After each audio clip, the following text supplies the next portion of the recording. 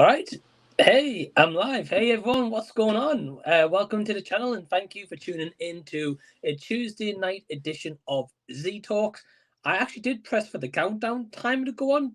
Clearly, it didn't work. So, yeah. Hey, everyone. What's going on? Welcome to Z Talks. Thank you for spending your own Tuesday. If you're watching live right now, to spend this time to watch this live stream where I'm going to be joined by multiple of guests, or if you're watching back after the fact, just thank you so much for taking your own time out to do that.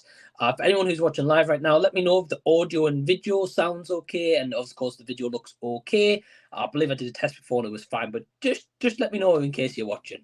But yeah, firstly, how are you guys? How's your week going so far? Are you guys having a good week? Are you got anything exciting planned?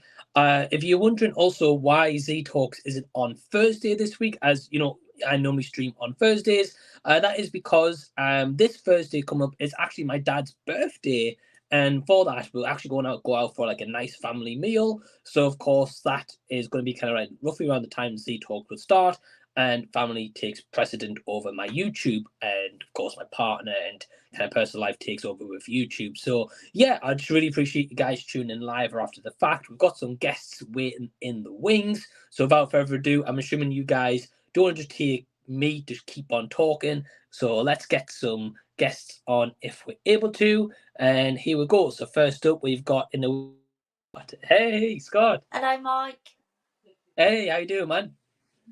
I'm good, thank you.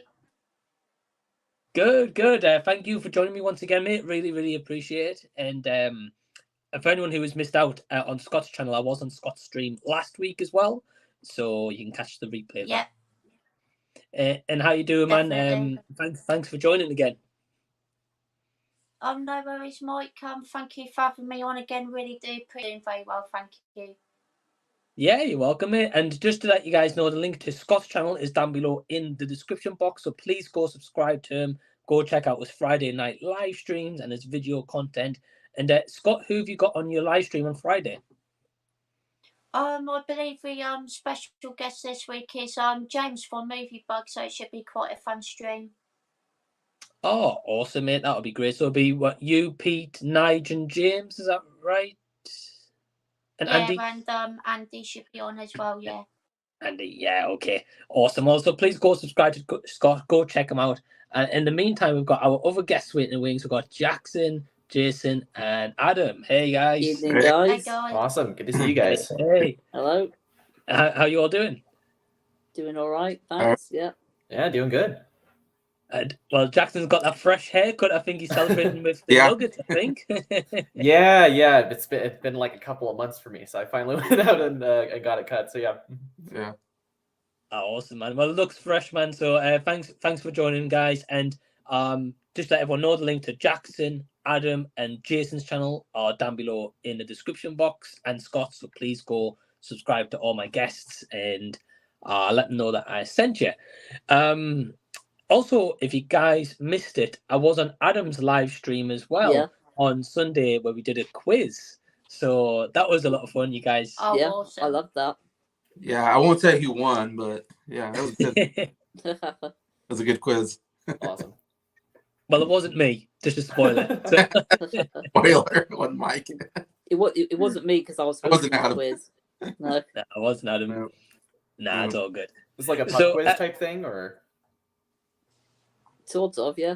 Yeah. Okay. Nice. Cool. All sorts of rounds. Awesome. Yeah. That sounds great. Yeah. I'll definitely check that out. Thank you. Yeah, man, definitely. And I would think, like, Adam, you said it took like 2 hours for you to prep.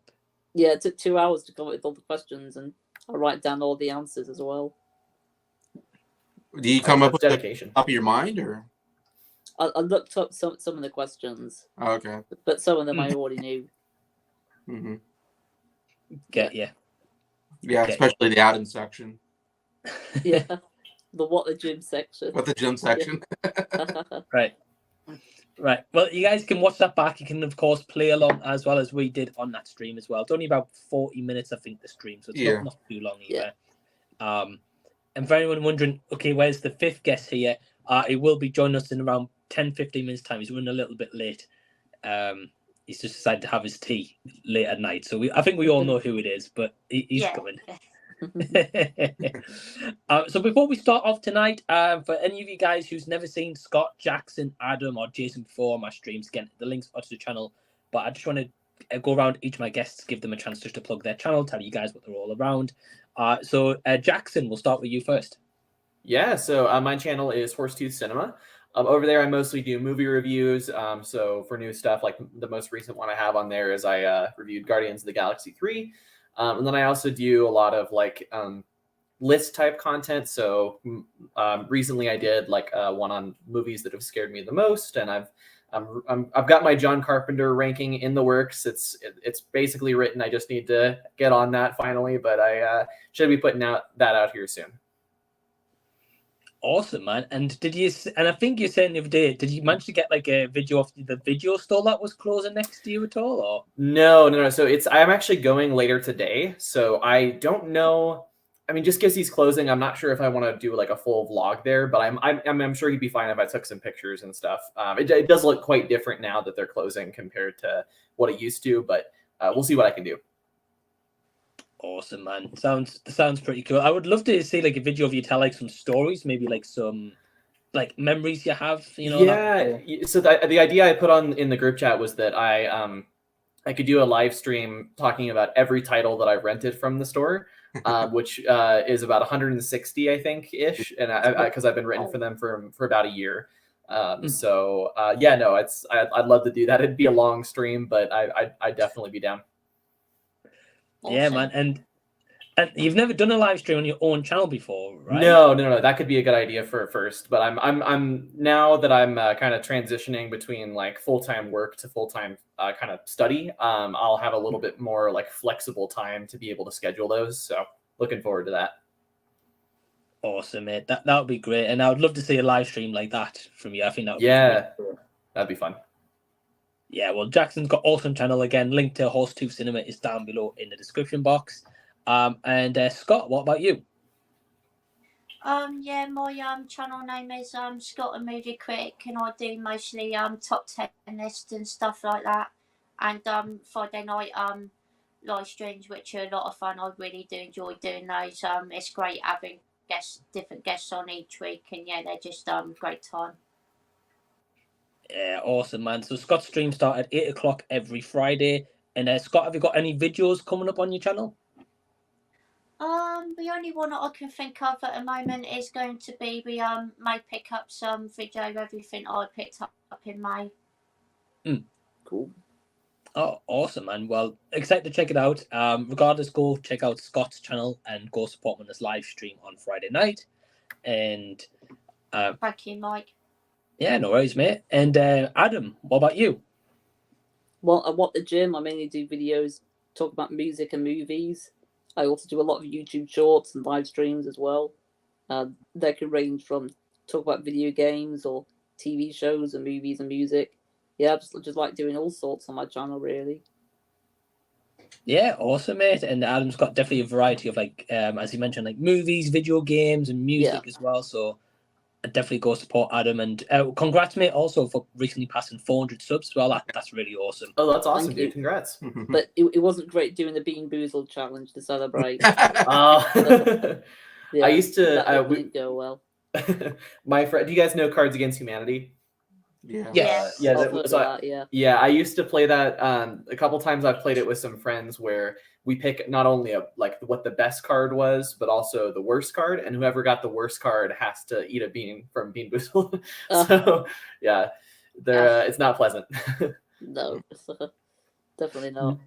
Nah, mate, I saw your celebration video and I didn't know much about it till you like put it up on your poll to like which one to choose. Yeah. And when I read about it, I was like, right, I'm choosing that one. I thought you probably would, yeah. I did. So you can go watch Adam's 400 subscribers special video trying to Bean Boozled channel, so definitely go check it out. Finally, last but not least, Jason, what about you? Yeah, Jason, Old Millennial, kind of like Adam, cover movies and music. Movies, yeah, I try to cover stuff I've been watching lately, which is mostly stuff on streaming and whatnot. And then music-wise, I've been doing a lot of lists and ranking videos on music that I like. Yeah, I talk about the Beatles quite a bit. It's probably my favorite subject matter to cover on there. Of course, do a lot of collaborations with people like Adam and Mike and Briar and Jacob and a lot of other people. So yeah. Awesome. And Jason's also got a stream on Thursday talking about Bruce Lee with Norin, right? Yep, Norin Radd89. Yep. Oh, cool. It should be a lot of fun. We're having a pretty good discussion over the movies. I've been watching the movies because I got the box set lately and been binging those and all the audio commentaries and the special features. And so, yeah, I think it'd be a lot of fun. Nice. I might hit up Norin about doing a stream about basketball because we're both big Nuggets fans. Yeah, Nuggets. We're in the finals. So wow, in the finals, yeah. Yeah. That's crazy. That'd be cool.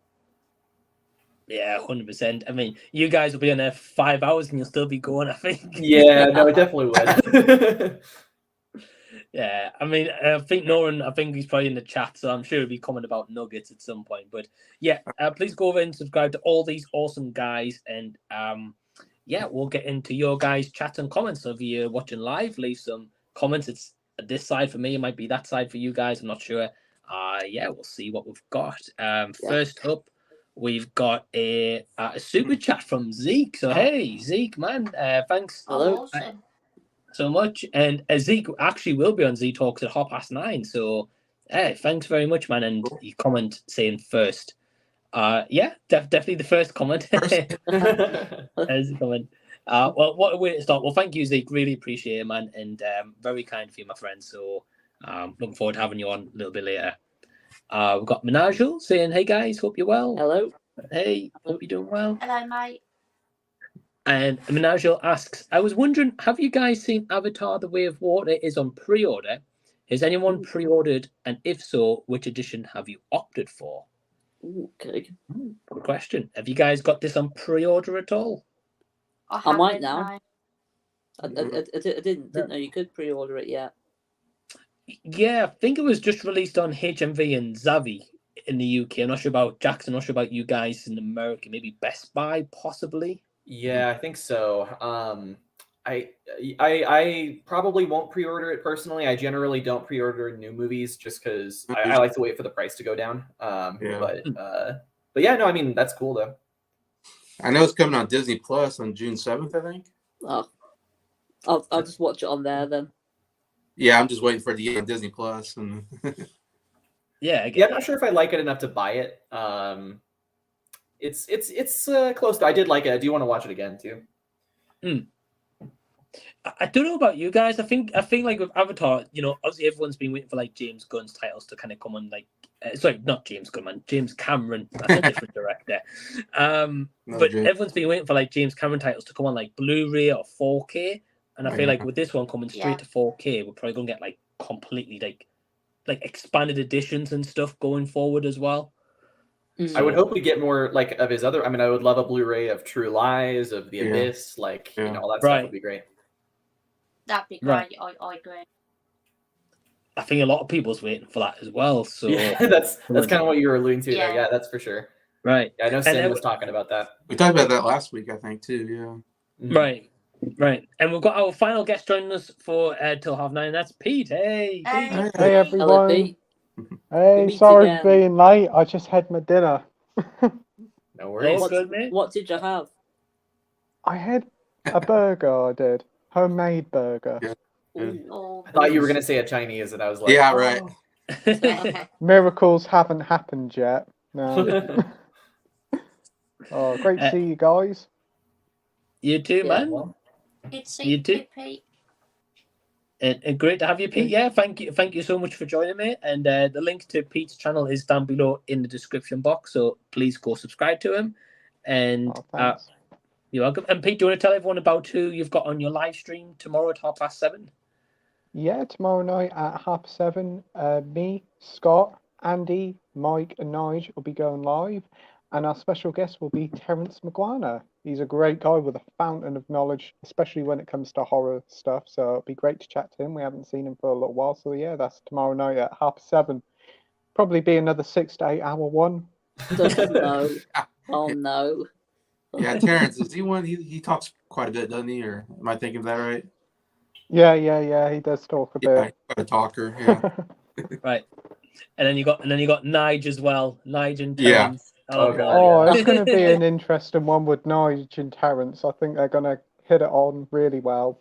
Dude, you're gonna be like 4 hours Yeah. behind on the comment section. Oh my God. Oh, Yeah, no. we'll probably be sitting here at like 4 o'clock, and the final comment is, oh, hello everybody. Hello, I've just joined Livestream. What, What at a- what 4:30 a you should be miss. getting to bed. Probably, but they're always good fun. So definitely go support Pete as well. Wednesday night live stream. Jason's got a live stream on Thursday, and Scott's got one on Friday. So definitely go support those three guys in their live streams as well. Thanks, Mike. Welcome, mate. Thank you, Mike. Pete, the question we just had before, I wanted to ask you because you missed the question. Menagio was asking, have you seen Avatar's Way of Water's on pre-order, and are you going to pre-order it? I haven't pre-ordered it yet, but I may get it, but I'm going to watch it on Disney Plus first to see if I like it or not. That's what I did with Ant-Man, and I'm glad I didn't pre-order it. Oh, I was waiting for your reaction to Ant-Man because I know we've been talking about it for like weeks on streams or like in your comment section and stuff, and I saw your letterbox review and oh man, that was Yeah. funny. Murdoch looked like JJ the jet plane. Yeah. he did. Oh, Wow, dear. that's a Oh, throwback. That's Right. bringing back memories. Yeah. I don't know who decided to make that decision with Murdoch in that movie. But, oh man, it's bad. That was equally terrifying and hilarious at the same time. And this is a Yeah. film that cost hundreds of millions of dollars. Right. He looked like Humpty Dumpty.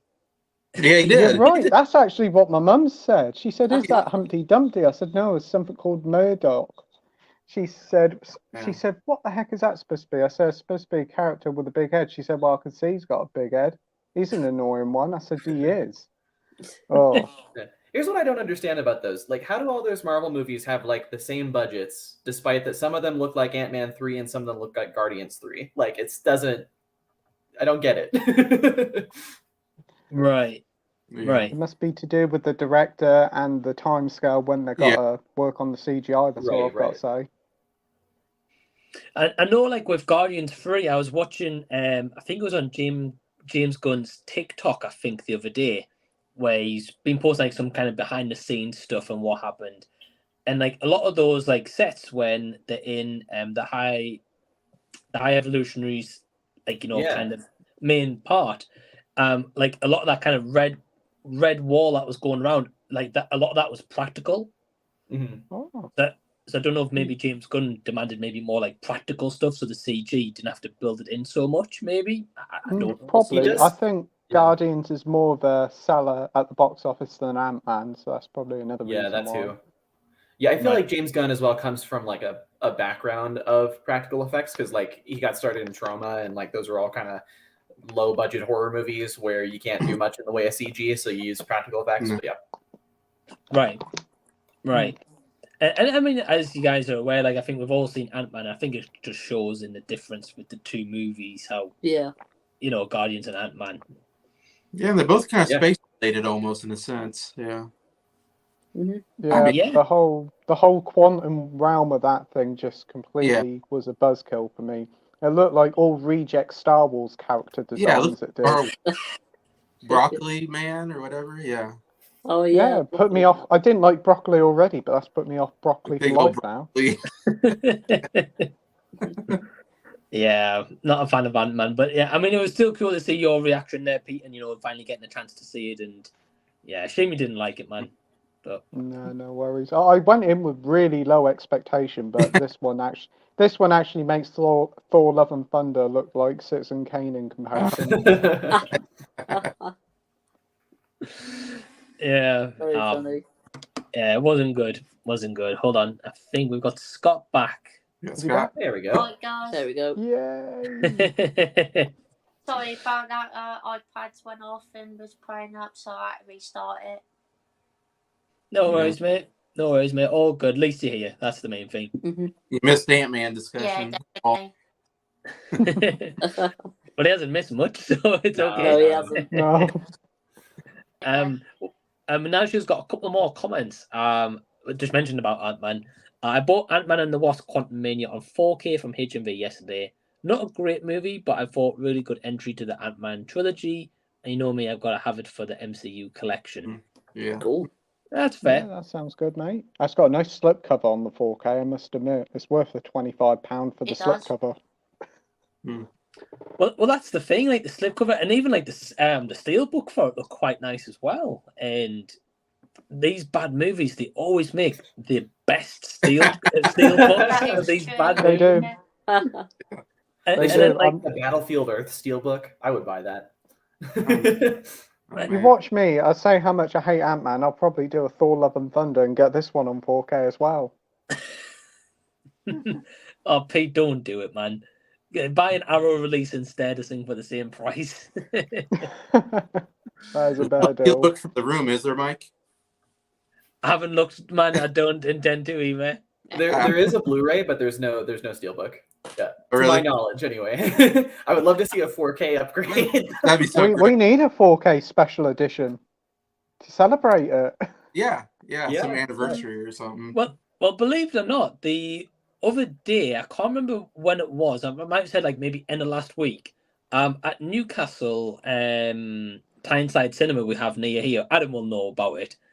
They're actually showing the room as like a special like showing of the room, and Greg Sestro was there doing like a Q&A. Yep, Wow. he does that all the Wow. time. Wow. Yep.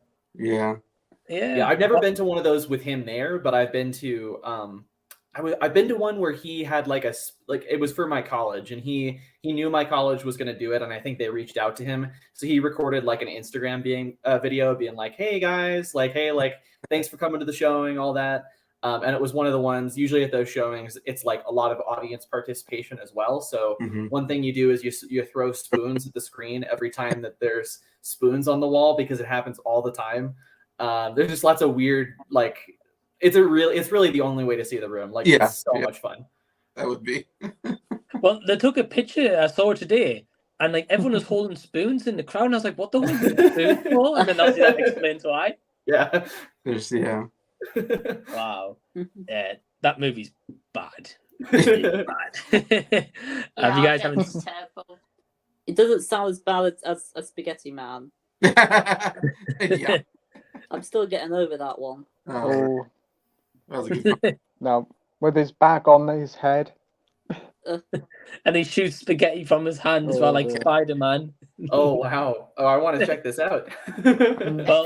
Well, bit of a spoiler, but Z Talks episode 45 is going to be a live watch along with Spaghetti Man. So Oh, nice. Okay. Oh, wow. wait Is it till then. really? Wait till then. Menage was also asking, have we all pre-ordered Scream 6? No. I wasn't huge on it, so I probably won't haven't. be picking that one up. So Scott, you haven't. Adam, you haven't. I Jason, don't plan on doing. no. Pete, Off it. Oh, I think you froze for a second. Pete, are you there? Hello, yeah. He's in next one. Oh, Hello? You can all hear me now? Yeah, Yeah. internet's going Yeah. weird. Yeah. I've had to go onto mobile data. This is what you get for sitting on the top of the stairs. Can you hear us? Yeah. Awesome. I was just saying, have you pre-ordered Scream 6? I haven't yet, but I may pick it up when it comes out or wait for it to go on sale. Yeah, I wouldn't be surprised if it goes on sale like not too long afterwards. Normally do them titles. Jackson, are you picking it up? Yeah, I wasn't huge on the movie, so I probably won't pick it up, to be honest. I get you. But plus, let's say, like, I'm sure it'll go down in price pretty quick compared to, like, say, Steelbook and stuff. So Yeah. fair enough. We got Josh in the house. Hey, Josh, hope you well, mate. Josh. Josh. Hey, Josh. He says, Hello. "Hey everyone, hope everyone's good. Just watched a film called Share. It's an early A24 film, which is sadly quite bland. Never heard of this one. Have you guys seen this movie? Never heard of Never it. heard of it. Never either. heard of it. Yeah, never heard of it. I know a No. lot of A24 films. I wonder if that's before or after Spring Breakers, because that was kind of an early one for them. That was, yeah, it was. Yeah. I can't remember what was that. Maybe 2012, 13. 2013, somewhere around there. Yeah. around about then. I remember thinking that movie was okay. I haven't revisited since though. I really want to check it out because everybody, I mean, like, especially in the years since it came out, it's been kind of reclaimed as like a cult satire sort of a thing. Like, it's people think it's a much more interesting movie than they did when it came out. So I definitely want to check it out at some point. I get you. I mean, especially probably since that point, A24 has gained a massive reputation compared to kind of what it had maybe around that time. So yeah, definitely. I understand. I get you. Well, sorry to hear Joshua True is quite bland. It's a bit of a shame, man. But thanks for letting us know about it anyway. We've got True Action start the Dale saying evening Z-Man and company. So hey, True Action. Hey. My favorite commenter. There you go. True Action. Yeah. There he is. He's in the house. Who knows? And he's asking, what's your favorite Vin Diesel film that isn't a fast film? I looked that up. Triple I've X. not seen any. Oh, Off the here's top an of my easy head, one. he's- He only pops up for a couple of seconds in it, but Saving Ryan's Private Ryan's. Saving Ryan's Private. That's another. Well, that's the stuff. I think Pete's been on an adult website today. I think. Yeah. Oh, that's a different one. That's a different one. That's the After Hours version. Oh, brilliant. I'm assuming in this question we're not including voice roles because obviously I'm sure we'd all we go towards Guardians. Yeah. Yeah. Well, Jackson, we'll go with you first. Okay, if we're not going with the voice roles, because I was going to say that, but the other one that I didn't know he was in, I'm actually curious who he is in this. But he's in Penny Marshall's Awakenings with Robert De Niro and Robin Williams. Really? Yes. I'm scrolling down on the list. I can't find him, but That's apparently back he's in in the it. Oh, wait. Or early Okay. 90s. Maybe early 90s. Yeah, like early mid-90s. Yeah. It says he is a Like 91. he's an uncredited hospital orderly. Okay. All right. I don't remember that at all, but No. I'll go with that movie because I like that movie. But yeah. Yeah, it's a good movie. That's fair. Pete went with Saving Ryan's Private, so we'll take that from Pete. Oh, dear. It came out too quickly and it came out wrong. Oh! Oh. Oh, sweet man! It's not even 8:30, man. It's too early. It's gonna be a Too long early for this. It is. Oh, dear. Brilliant. Well, Jason, what was your favorite Vin Diesel movie? I said Triple X. I saw that in theater, and I actually kind of enjoyed that. Kind of almost like the anti-Bond spy movie in some senses. It's not the guy that looks good in a suit. It's the kind of, I don't know, the American version, I guess. Okay, yeah. The Daredevil type. That yeah. Is, It's not as polished as James Bond. right. Which one's the Return of Alexander Cage? Is that the third one in that series, the Triple X? The third one. Yeah. Most recent. Yeah. I've seen that one. That's not. I want to great. say Ice Cube took over the role in the second one, like Triple X State of the Union, and I thought Vin Diesel was a better action star than Ice Cube. I get you. Well, Scott, what about you? I'm gonna go with Saving Private Ryan. That film is incredible. Get you, mate. Get you. And Adam? I'm just gonna go with the first Guardians of the Galaxy film. Yeah. Yeah. That's Yeah. a good one. I think we all would, mate, if we could choose a voice Yeah. cast. Yeah. Yeah. Definitely. Can't think of anything else. I mean, I actually like the second one the best, but like they're all good. Yeah, it's hard to think of Vin Diesel movies outside of Guardians of the I Galaxy. can remember one when I was a kid called The Pacifier. That was so stupid. Oh. That Oh, was. yeah. Yeah, one. because, Disney I kind don't of. like that film. Nah, I remember it though, like Scott. Yeah, same as you. I'm not a fan of that one. Did you Yeah. do one called Pitch Black? Was that? Yeah, he too? did. Yeah, Yeah. that was Yeah. Chronicles of Riddick. Yeah. Yeah, it's another. Yeah. Tried to make like a Star Wars type epic trilogy out of that one. I don't think that worked quite as well. Yeah. I don't know about you guys. I'm just not a huge fan of Vin Diesel personally, though. No. That's Doesn't fair. have the greatest of No, range, does he? Range, yeah. No. No, not really. Doesn't he? No. Just Groot or family, really. That's Yeah. all he's got. Yeah. I've got traction saying thoughts on the horror remake of Cinderella. Cinderella, huh? Are they doing There that? is one. They're doing Oh, that wow. now, are they? Okay. I Does guess. anybody know who's behind it? Is this the Winnie the Pooh Blood and Honey people? Let me I have quickly no check on idea. my laptop.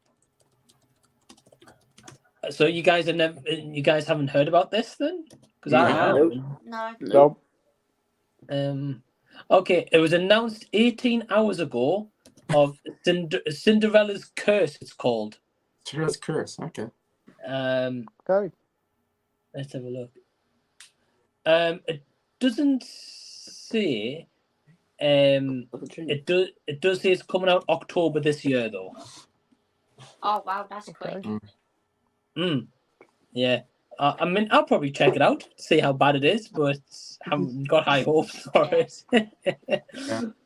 I just don't think it's needed personally, but there's a horror Peter Pan as well, I believe, coming out soon as well.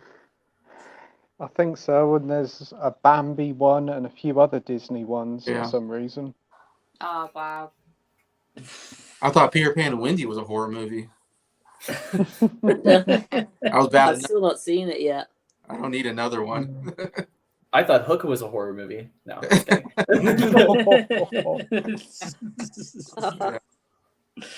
Oh man, yeah, Jason, I didn't hear great things about that Peter Pan and Wendy one. I think everyone trashed it. I think.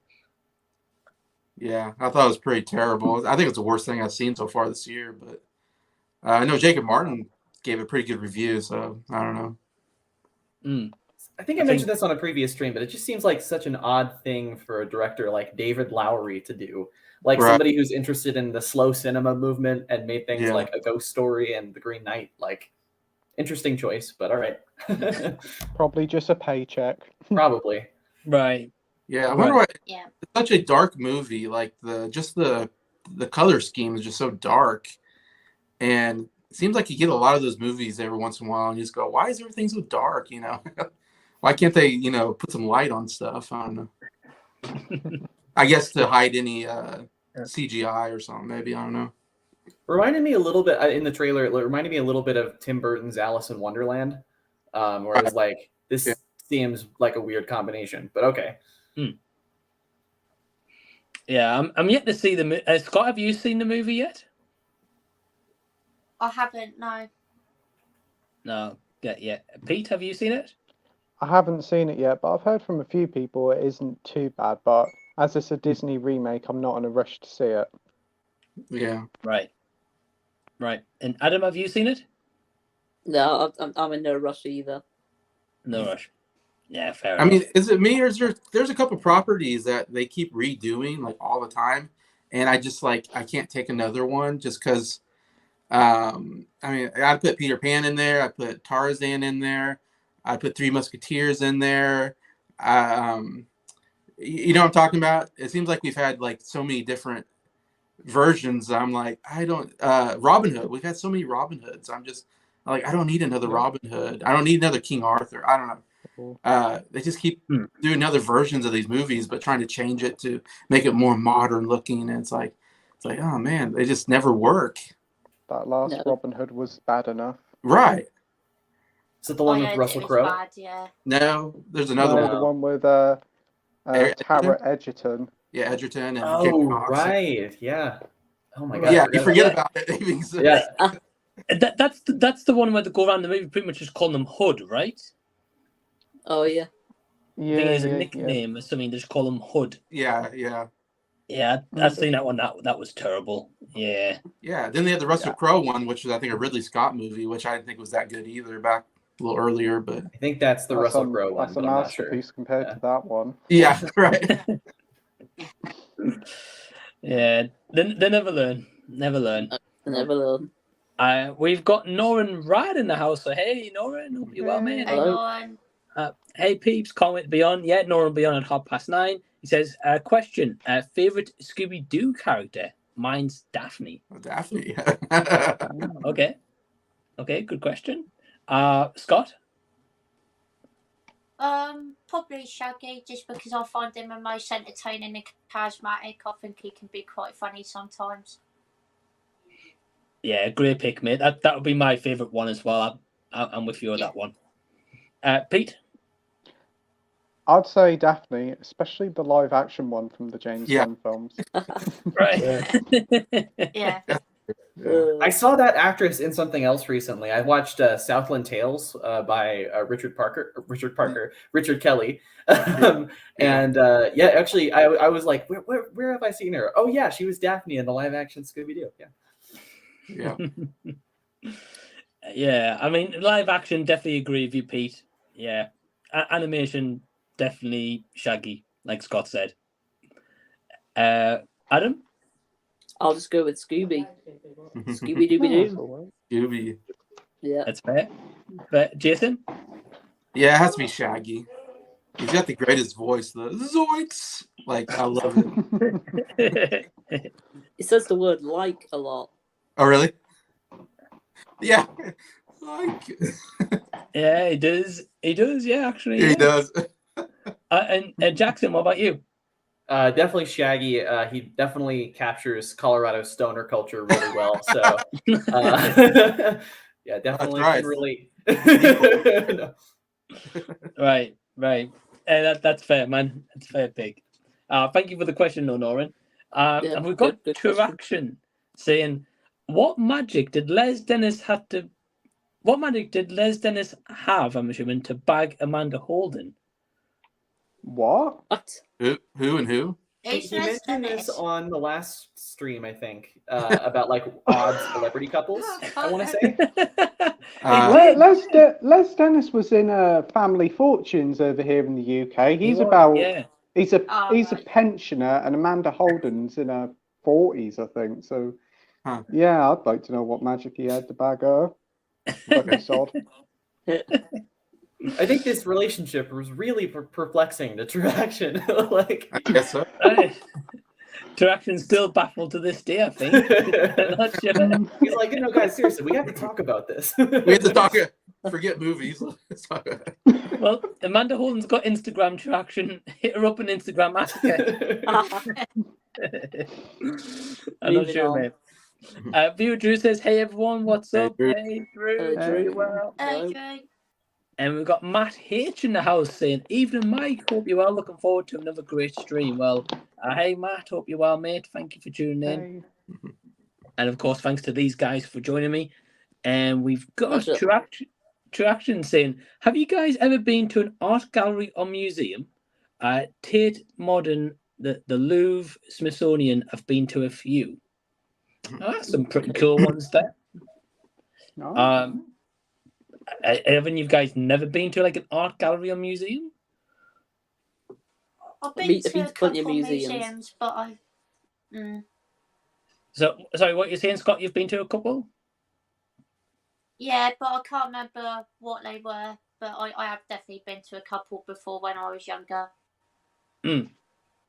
Yeah, I get you, mate. I get you. Adam, you were saying that you've been to a few as well? I don't think I've been to any art galleries, but yeah, I've been to a few museums. My favourite one was the Titanic Museum. Yeah. Up in Belfast, right? Yeah. Yeah, I've been to that one as well. Yep. Oh, okay. Yeah, it's really good there. Oh, okay. I remember your vlog on it, Adam, as well, and like you showcased it and talked about it and stuff. That was really cool experience. It was. Yeah, mate. That's fair. Pete, what about you?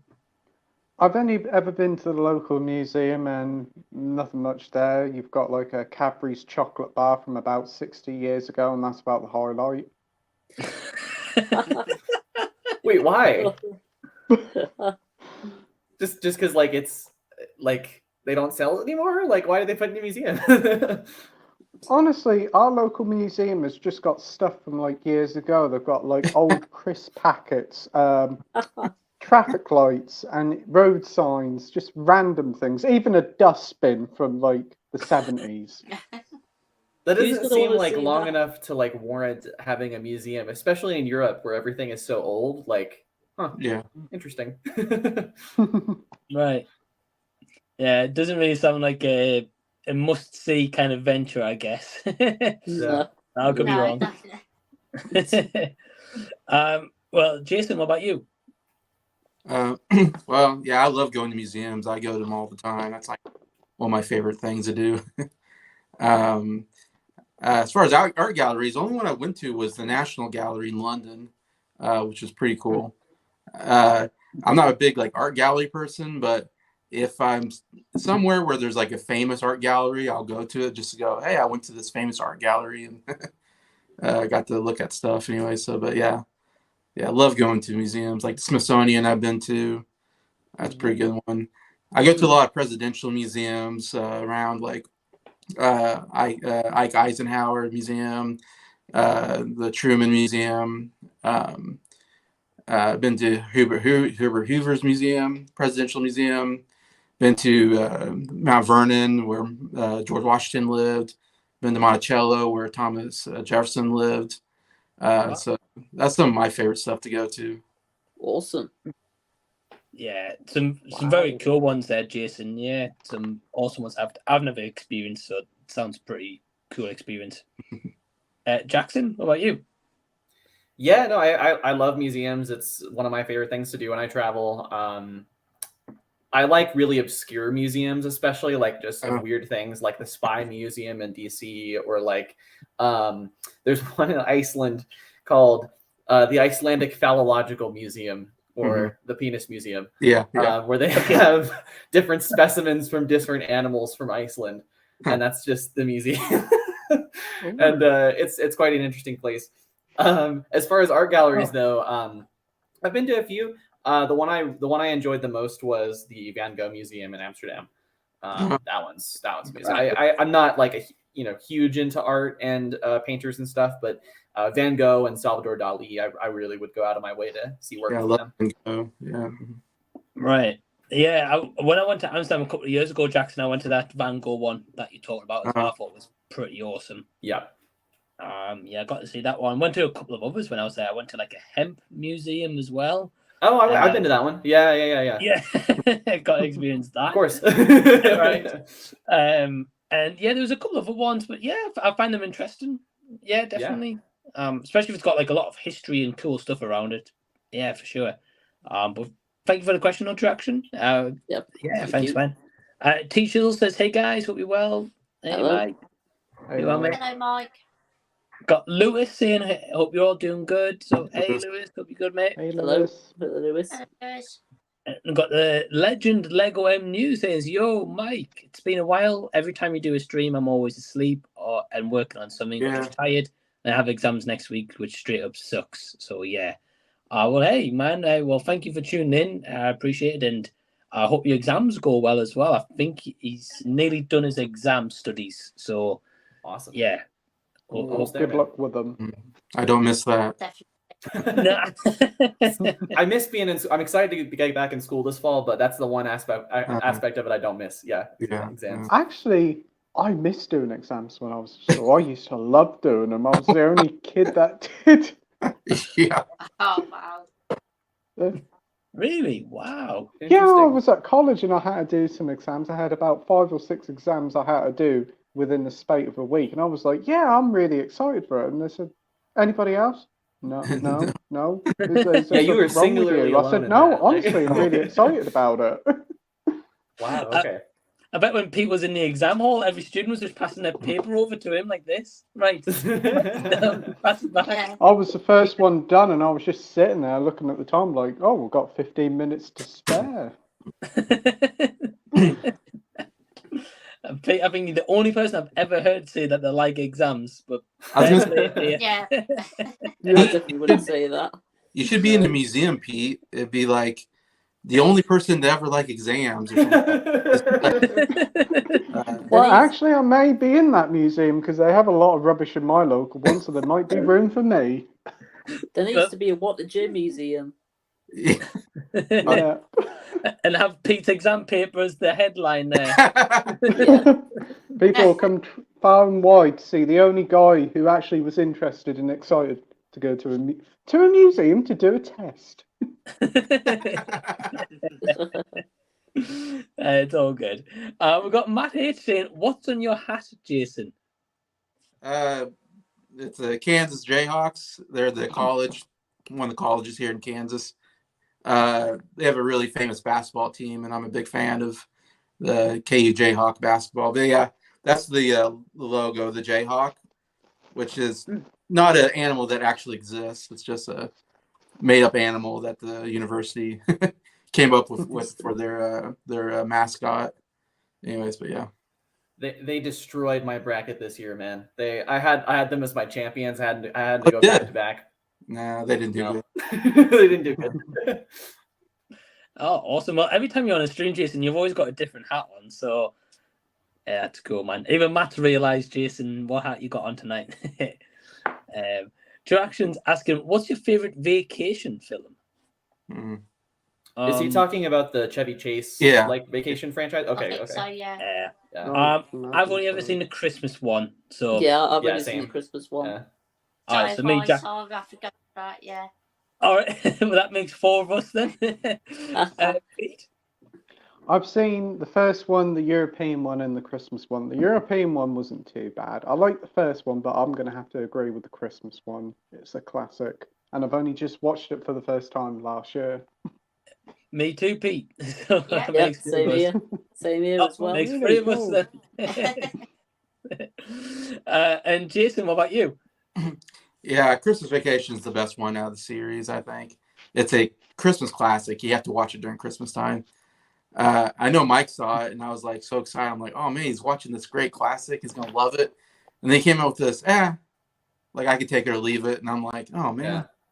That's kind of how I feel about it, to be honest. I saw it when I was a little kid, and it didn't leave much of an impression. But maybe I should rewatch it. I quite liked it.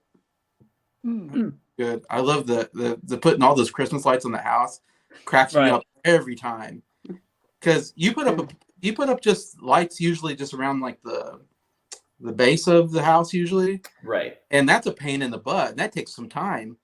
To put that many lights, that would take you a week to put that many lights on your roof. And the electric bill, if you had that many lights on. It's just insane. I love it. Well, the electric bill back then, Pete, was pennies probably. So it's like, oh yeah, let's just put all over the house. Go all out. Whereas now it's like these lights are got on, and like right, I have to turn them off at 11 o'clock. Yep. As soon as I started paying for my own electricity, like in college and stuff, I was like, yeah, gotta conserve that shit. Like, exactly. But thank you for the question, no interaction.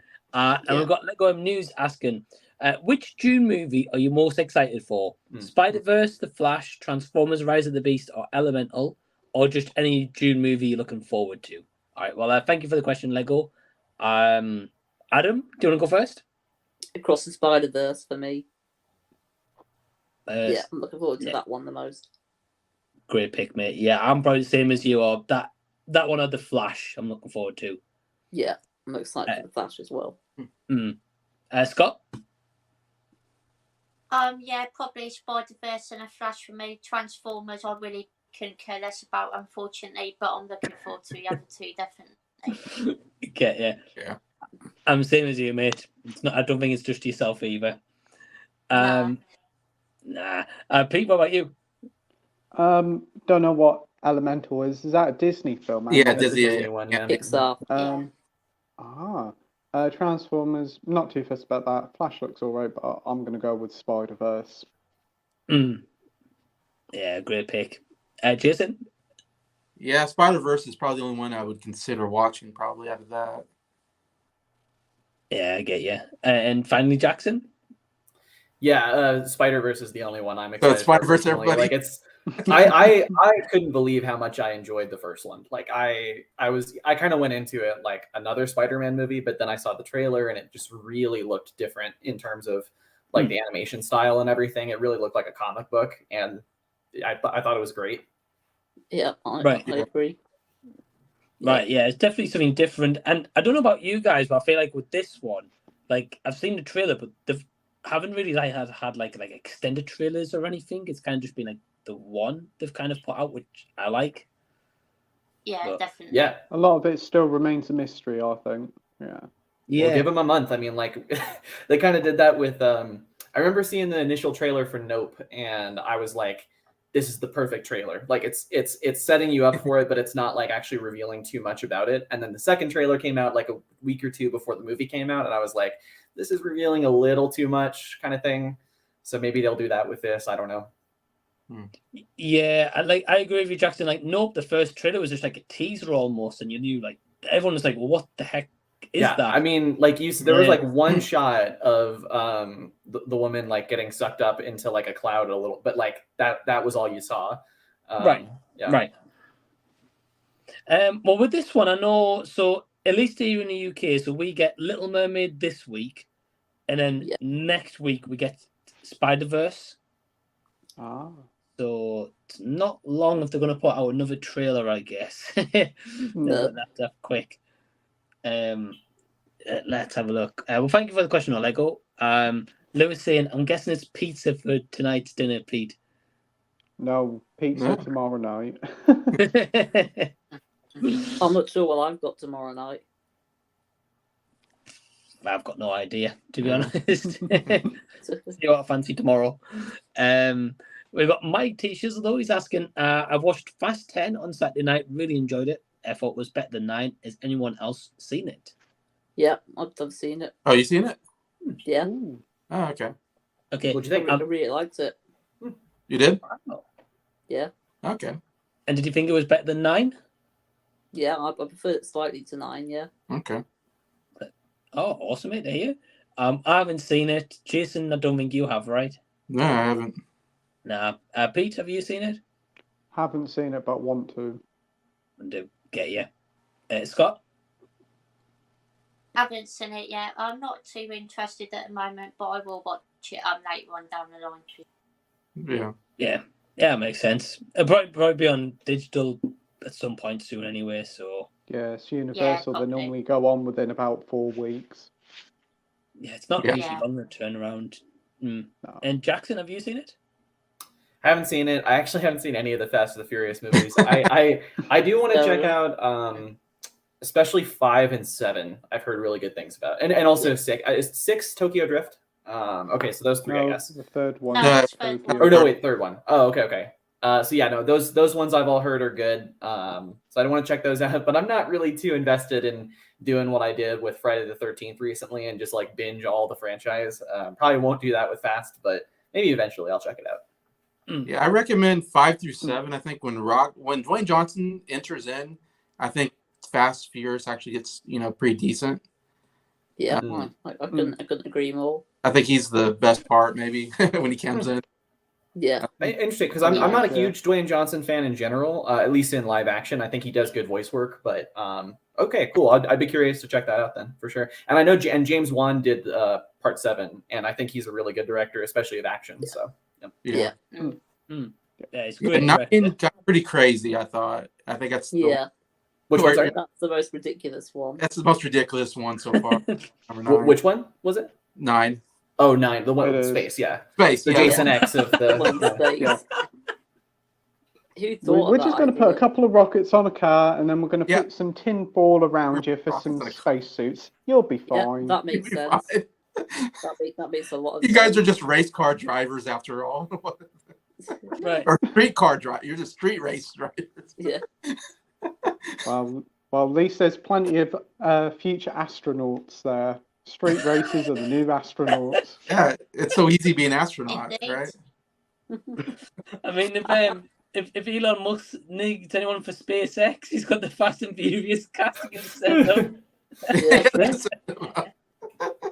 They're like the A team now, aren't they? Whenever you're in trouble, just call the Fast family. Yeah.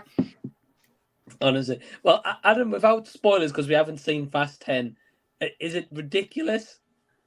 It is ridiculous, but not as ridiculous as the ninth one. Oh, okay.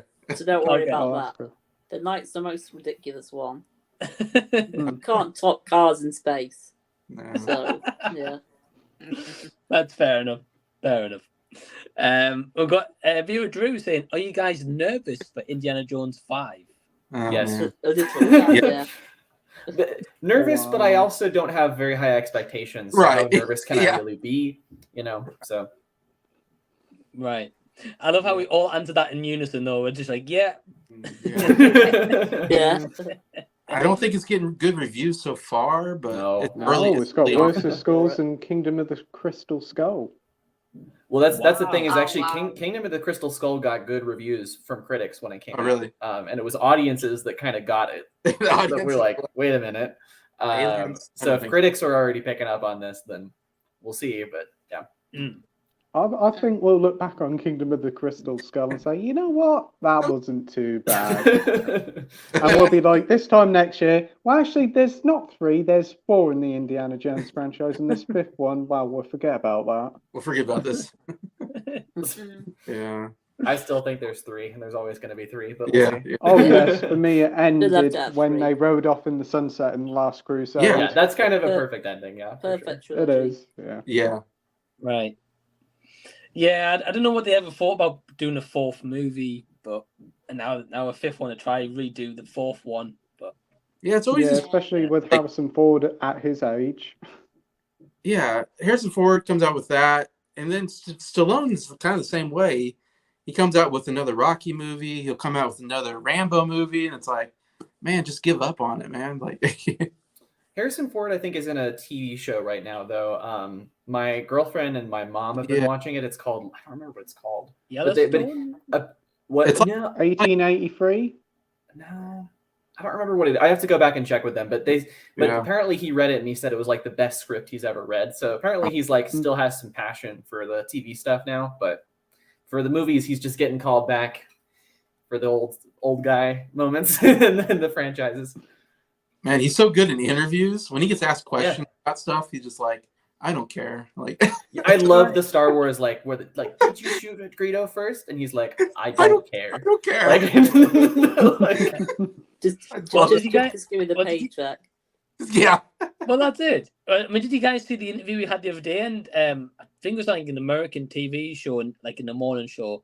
And they're like, "Oh, what are you going to miss about Indiana Jones?" Nothing. I'll probably interview him and say, what was the best part about working on Indiana Jones 5? The money going into my account. Exactly. He's just being Yeah. honest about it. He's It's very like- honest. So honest. I've heard the same thing about John Carpenter. He says that whenever they remake one of his movies, he holds out his hand and a check falls into it. Like, Well, all right. he's deserved it. He's done some amazing Yeah. films. So Yeah. that's fair play to Right. him. Yeah, definitely. Right. And the thing is, not trying to be funny, but like Harrison Ford at his age, what's he going to miss about Indiana Jones? yeah, I mean, like that'd be a Yeah. question you should ask him in 1989. Yeah. Yeah. Like, not, Right. like when they Yeah. made Last Crusade. Yeah. Fortune and Right. glory. Fortunately. yeah, good answer actually. Right. That's exactly. Yeah. Yeah. Thanks for the question, Drew. Got Mac Chat saying, "Hey lads." So hey, Hello, Mac. Mac. Hope you're well, man. Hello, bye. Thanks for tuning Hello. in. He says, "Adam, loving the Cloud9 album in the back Oh, there." thank you. George Harrison, yeah. Mm. Yeah. Good album. Yeah. Great It is. album. It's an awesome one. Definitely. Now Sheila's saying this is already quality. I can't do it. Scott, take it away. It is absolutely quality. I can never do this to you, Scott Southall. I know, yeah, Scott. Norin asks, favorite Batman villain? Ties into my most Oh. recent video. Great question.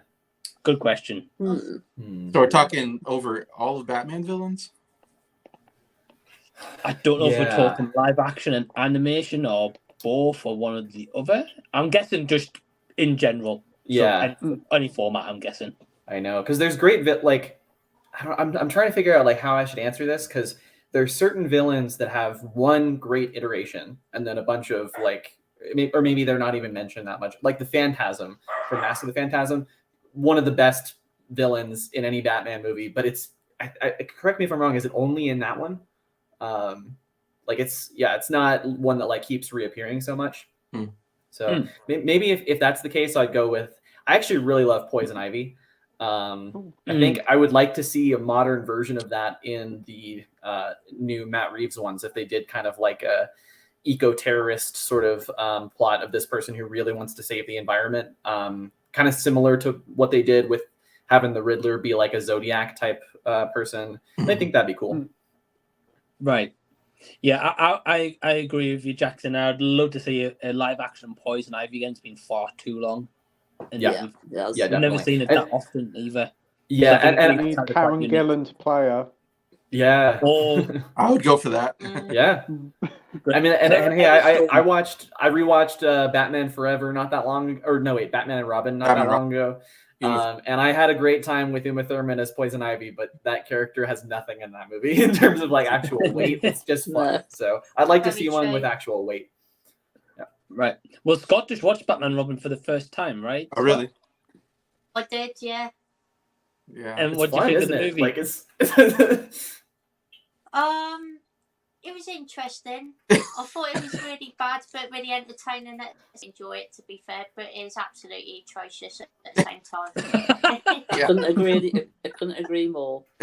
I know, like some people talk about it and say like it's just camp, and I'm like, yes and no, because it's very campy, but it's also not all of it's intentional. Like there's a scene with Mr. Freeze where it has the worst dubbing I've ever seen in a big budget movie. I think it's the line where he goes like, "It's winter forever here in Gotham," but like his lips don't do that at all. Like, I gotta watch that scene again.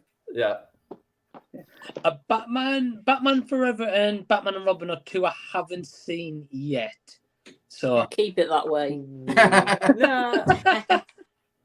I enjoyed Batman and Robin. It was a good time. I know all about the movie. I know what happens and everything, but I still want to see it though. Yeah. So, okay, so Jason, who would you say your favorite Batman villain is?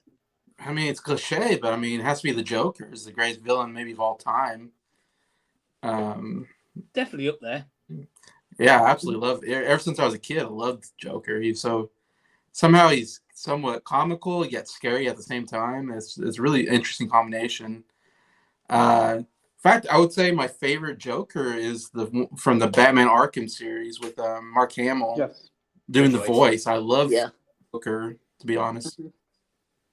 Oh, it's a great voice cast. And like the Phantasm and like the whole animated series, like he's fantastic. Yeah. I mean, the thing is, the Joker has been so many iterations and like different voice actors and live action as well. So like Jack Nicholson, of course, and Heath Ledger and Joaquin Phoenix and stuff. So it's funny. I watched those. Like Heath Ledger is amazing, though. I think it's definitely a different interpretation of the character. And Joaquin Phoenix, again, it doesn't feel like the Joker to me when I watch that movie. It doesn't feel like the Batman Joker. It feels like a different Joker. I don't know. And I kind of agree with you on that. Yep. Mm-hmm. Let's not talk about Jared Leto's Joker. It's just awful. And Jack Nicholson was fine, for what the movie is, Yeah, but the Mark Hamill Joker is just, to me, that's the Joker that I always think of. Like, I think he totally nailed the character. Yeah, I agree with that. Oh, his voice is terrifying. Yeah. Yeah, fantastic voice work as well. Yeah, and even just like the character design in the Arkham games for Joker is really good as well. Yeah, the character design is so good. Yeah, well, great pick, Jason. Pete? Yeah, I could go with Joker as well, but I'm going to give two other different ones. Ra's al Ghul and Mr. Freeze. There's been some very good iterations of Mr. Freeze, especially with like what happens with his wife. Yeah, such a good story.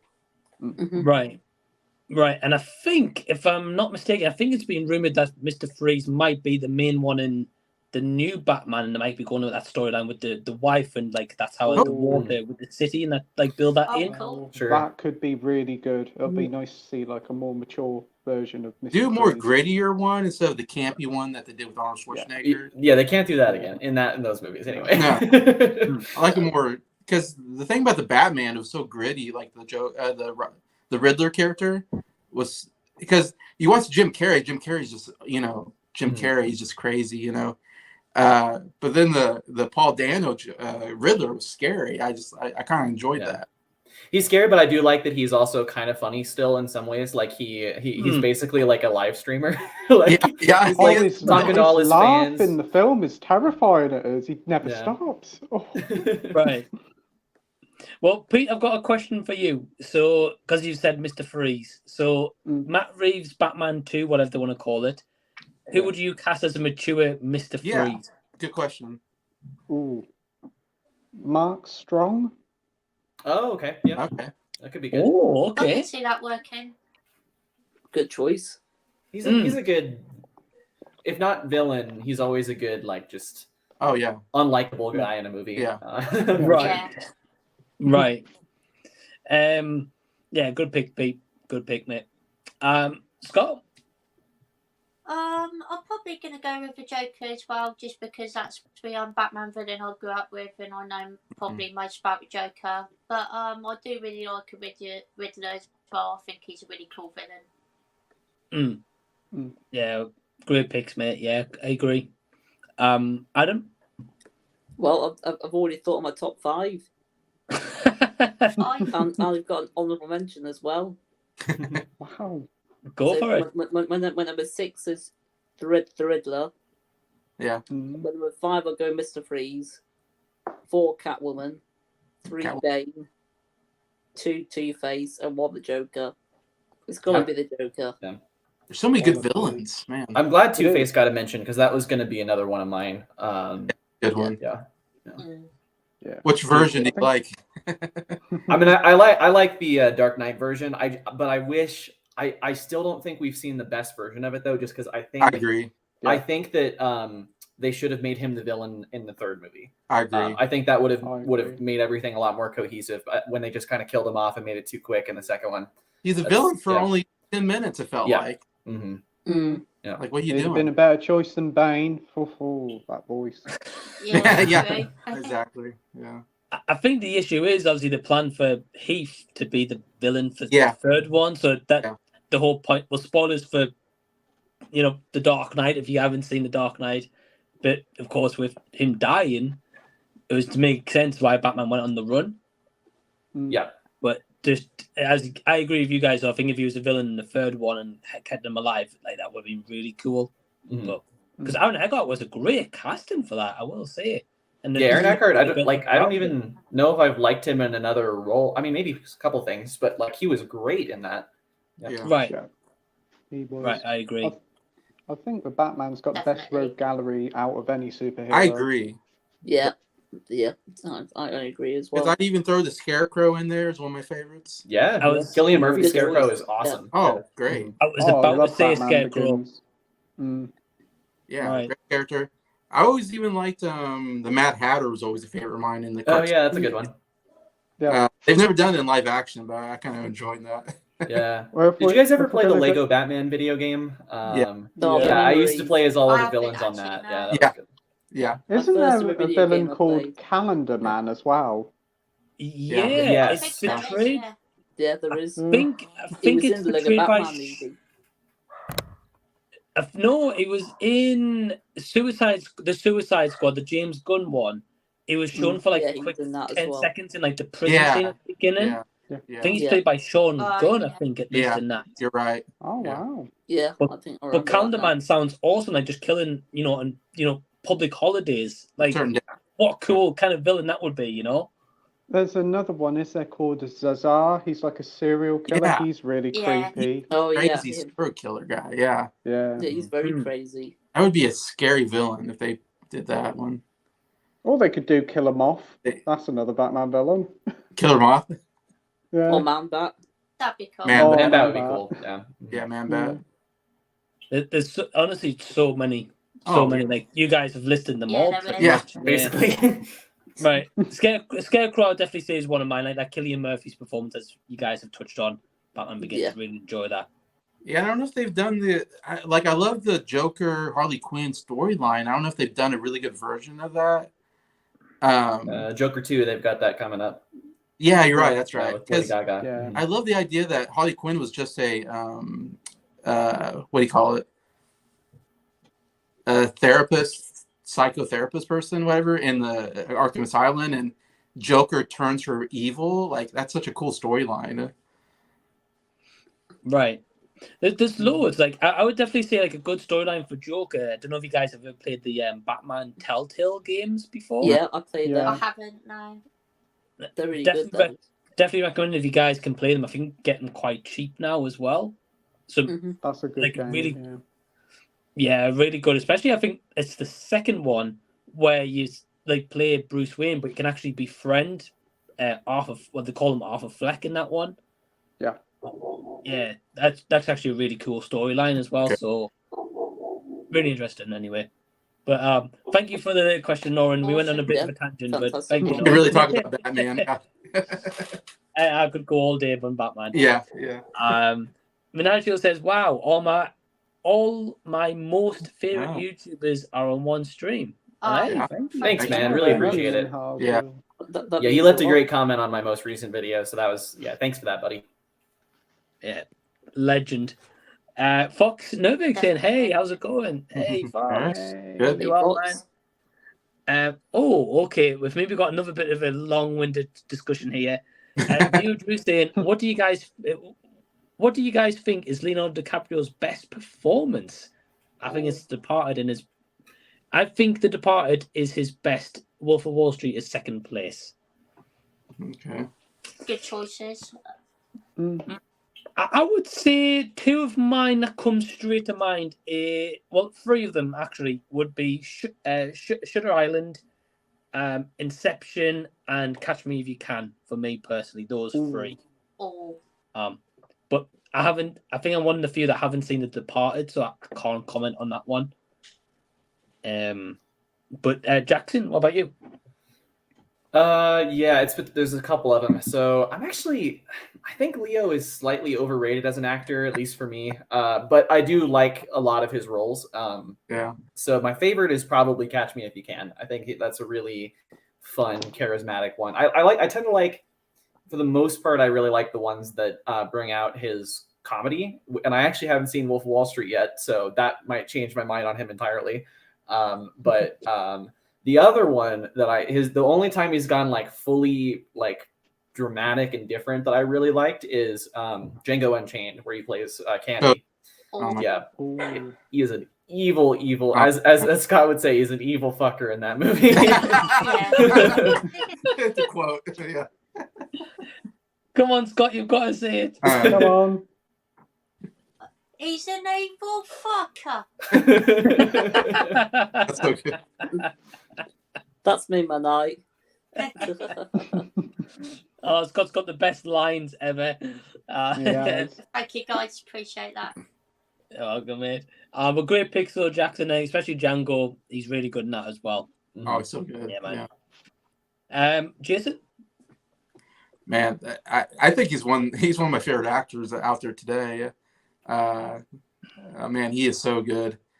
It's funny, he won for The Revenant, and that wouldn't be one of my top 5 probably performances of his. But I think he was just so due for one.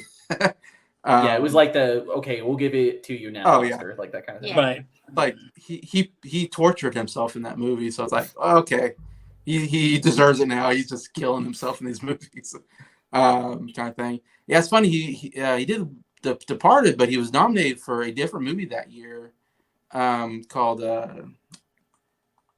something Diamond. Now I'm forgetting the name. Oh, of it. Blood Diamond. Blood Diamond. Oh, Yeah, he was Blood nominated Diamond. for actor for Blood Diamond that year. That's a good film, man. And not for The Departed, though. He was good in Departed as well. Yeah, he's really good in Blood Diamond's really good as well. And yes, yeah, man, he named so many good ones. I really love him in Inception. I think that was an underrated role because he didn't get an Oscar nomination. I thought he was so good in that movie. Right. it's one of my favorite of his that I don't know isn't as recognizable as some of the other ones. Like Wolf of Wall Street is so good as well. I really like him in that one. Like I said, Django Unchained, he has that scene where he's like you don't take your hands off of this turtle top desk, and he pounds his fist on it. Oh yeah. Open on it. Oh, it's like, man, that's such a good scene, and yeah. Yeah. Hey, some great picks, Jason. I think we've mentioned quite a few of them. Yeah, so it'll be interesting to hear the three guys if they've got anything different. Adam?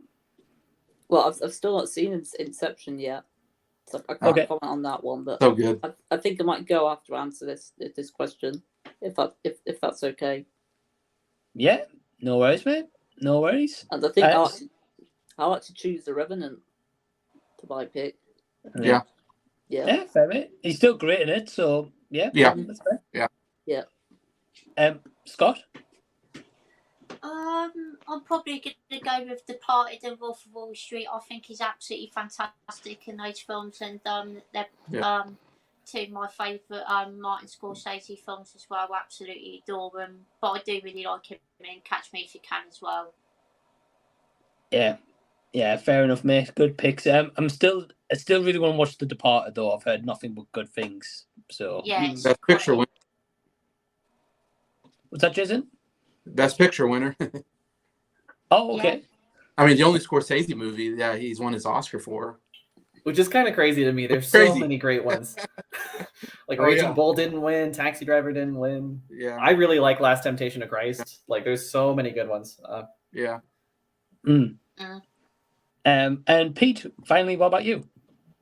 I've seen a few of his, but I wouldn't say he's my favourite actor. There's a lot of his stuff I still haven't seen. I haven't seen The Revenant. I haven't seen Django Unchained, but I do agree he's brilliant in The Departed and in Wolf of Wall Street.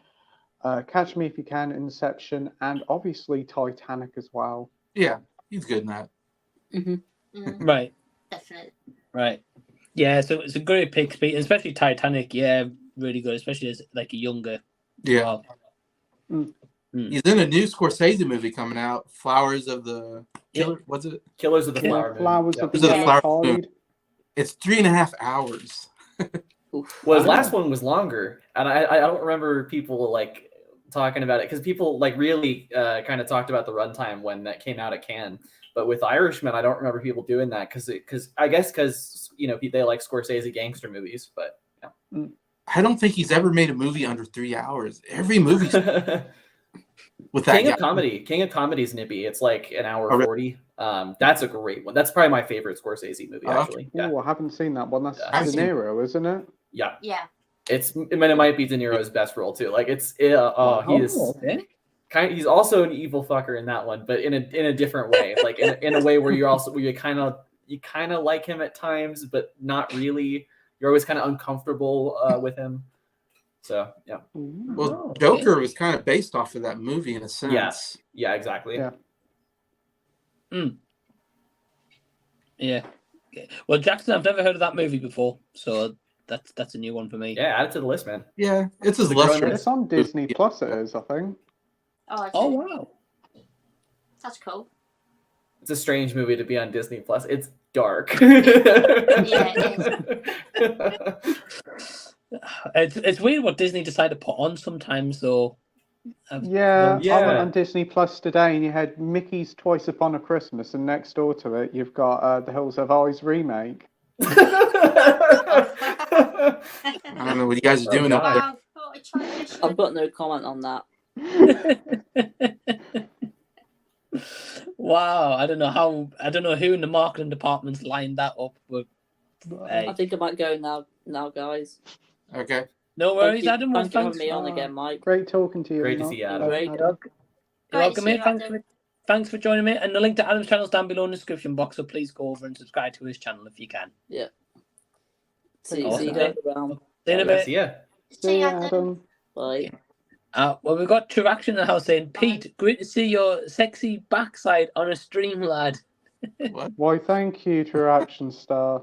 I don't hear that many times. Right. Mac Chat Adam, he says DiCaprio's best performance is Wolf of Wall Street, but I think he's great in What's Eating Gilbert Grape. Another Oscar. I've heard that's good. That has a lot of acclaim. It's one of his earlier roles, like right? Yeah. He was basically the kid. Yeah. Yeah. To the point where some people think it was his first movie, but it wasn't. Critters 3 was his first Critters movie. 3, yeah. And if you ask him about that, he will not answer. Wow. Yeah, he's been a kid actor in a way. Yeah. Hmm. He was on Growing Pains, I think. Oh yeah, I think so. Yeah. I think I saw him there first. So he just doesn't acknowledge Critters 3 at all? No, yeah, like if you ask him about it, he will probably leave the press Walk conference. away. Like, Wow. You can't remember your roots where you first started, because if Yeah. it probably wasn't for that role, you might have not been where he was today. You never know. Right. how bad can Critters 3 really be? You know, like It's the third one too. Oh man, there's 4 of them, I think. So There's 4. probably better than the 4th one. Probably. Well, Imagine if he ever goes to a Comic-Con to, like, you know, where people generally take everything. You must have on, like, the board, no Critters 3 merchandise allowed. I don't know, that's weird. Yeah, some actors are like that though. They won't acknowledge the roots, kind of thing, or like a certain movie and stuff. Like Michael J. Fox, I know doesn't really acknowledge Teen Wolf, or he hates that movie. Oh really? Oh, I love Yeah. that film. I love that film too, Scott. Yeah, I agree with you. Yeah, it's strange. Oh, very fun 80s movie, definitely. Definitely. I never watched the sequel though. I plan to keep it that No, way. I didn't. Jason Yeah, I've Bateman. heard bad things from that one. Yeah, it's crazy how it's Jason Bateman, yeah. But no, I think I'll stay away. We've got Fox asking, what are your guys' favourite movies of 2023 so far? And what movies are you most anticipated for the remainder of the year? Good Okay, question. cool. Well, I know Jason's favourite movie of the year. Yeah. It's Ghosted, right, Jason? Yeah, Ghosted. Interesting. Yeah, man. I still haven't seen it yet, Jason. Ghosted. I really like 65. That's probably my second favorite movie I saw this year. I really enjoyed that as well. I just saw Super Mario Brothers a couple days ago, and I quite enjoyed that one as well. I'd probably be my top 5. Yeah, Mario's a very fun movie. Yeah, it's got a weak plot, I would say, and there's some things I don't care for. But man, when they start doing the platform jumping, like I had so much fun with it. It brought me back to my Mario playing days when he's jumping on things, and I don't know, like the action is really good in the movie. Like anytime they do an action scene, like the Rainbow Road, or at the very end with Luigi and Mario teaming up together is like the best part to me. Is it on any major streaming service yet? Because I've been wanting to check it out, but I don't want to rent it if I don't have to. I don't think so. Okay. Yeah. I'm not sure. I know it's on. Is it on digital now? Is that right? It is on digital. Yeah, it is. Like you can too. rent it digitally, Yeah. but I don't know if Yeah. it's on like I don't know, like Peacock or anything like that we have here in the US. I don't think it is. Get you. I don't No, think it's just on available for premium viewing unless you sell the 7 Seas. Yep. You can always sail the 7 seas. Right. No, cool. Well, Jackson, what would you say is your favorite movie of the year so far? Yeah, so probably my favorite so far is How to Blow Up a Pipeline. I think it's a really, really innovative new thriller. And then I'll give a shout out to some other movies I've really enjoyed. All these other ones I would give like 4 stars probably. John Wick 4, Skinamarink, Knock at the Cabin, Infinity Pool, and Inside. Inside's the one with Willem Dafoe. So I really enjoyed all those. Okay. Get you. Well, I haven't seen How to Blow Up a Pipeline. That one had like a very short cinema run in the UK. Yeah, it was. So even here, like it was. It came to my local art house theater for like maybe a week, and they tend to keep stuff like that in for longer. My friend wanted to see it because everybody's been raving about it, and I was going to go a second time to go see it with him, and we couldn't get around to it because it just ran out. But yeah, I get you. Yeah, I mean, at least you got to see it though. That's cool. Yeah, no, it was a fun experience. I actually drove like an hour away from where I live to go see it when it came out. So wow. Yeah. Well, I'm glad the trip was worth it though, because imagine if it wasn't. Yeah, definitely. Yeah. Yeah, I get you. Hey, no, fair enough, man. Some cool picks. Scott, what would you say is your favorite movie of the year so far? I think my favourite's probably John Wick 4. I thought that was a really fantastic, some great action sequences in it. And another two films that I really liked from this year was Creed 3 and Scream 6. I thought they were really entertaining as well. Yeah. Yeah, I get you. Made some good picks. I haven't seen Creed 3. I missed that one in cinemas, but I heard good things. Yeah, it's a really good sequel. To be fair, I quite enjoyed it a lot. Yeah, I heard pretty good things to the series ending, for most part anyway. So I'll have to check it out. Yeah. This is somehow John Major's best year and worst year in the same time. I don't know how it happened, but Yeah. Yeah. he pulled it off somehow. And we're not even halfway through the year. Like, more stuff could happen. That's true. It's Like, it's wow, here's your big ticket to fame, and then, oh, no. Yeah. It's gone. It's going to be interesting how they go with that situation going forward and what happens. But Yeah. I know he was in trial just recently. I don't know what happened with it. okay. Or, yeah. I don't know about you guys. I haven't heard anything about it, to be honest. I know No, I haven't. Or he had a court date or something he had to go to, and Okay. not a trial, but a court date he had to like go to or something. Get But you. I don't know if he's guilty or he's been deemed guilty yet, or what's going on with that. I mean, I'm assuming if he was, like, Marvel would put out a big press for him, like, straight away, Marvel you know. hasn't said anything, have they? No, I don't think so. I think it's all been hearsay at the moment, stuff going on the internet of what could and couldn't happen. Okay. Right. Yeah. I know Marvel, it's always a strange thing. It's like, oh, if they don't have a project coming up, we'll just cancel them right now. But if they have a project coming up, maybe we'll keep them. I don't know.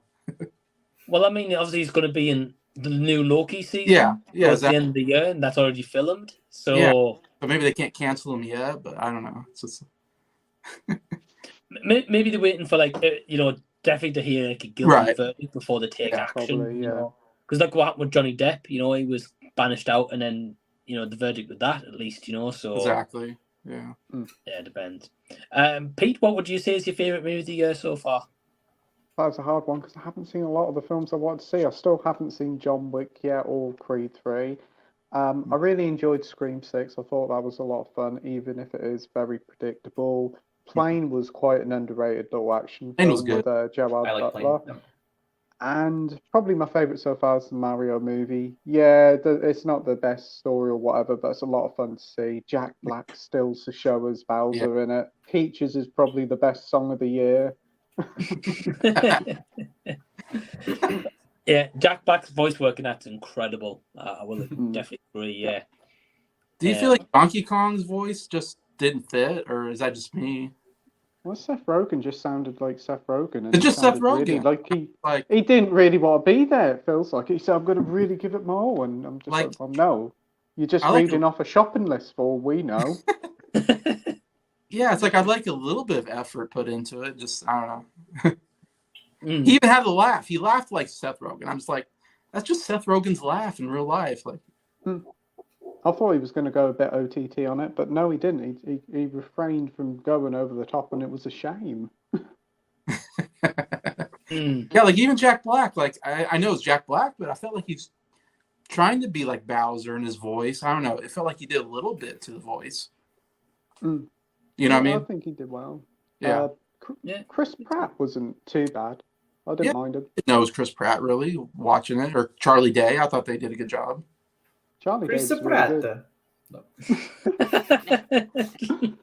Remember when that got announced and like everyone was like, "That's the worst decision of all time." Yeah. Yeah. It's one of those things where everyone always judges the first casting, know, until they see it. Like, how many times has that happened in the past for movies and stuff? Yeah. Ben Affleck as Batman. Yeah, Robert Pattinson as Batman as well. Robert Pattinson as Batman. I think a lot of people have been quite critical over Lady Gaga as Harley Quinn, I think. Yeah. The thing is with that one, I would say, at least I don't know about you guys, but they released some photos of Joker too, like set photos or something, and I think she looks really good. So I'm Yeah, I excited. think she's the perfect choice. Oh, she'd be great. Yeah.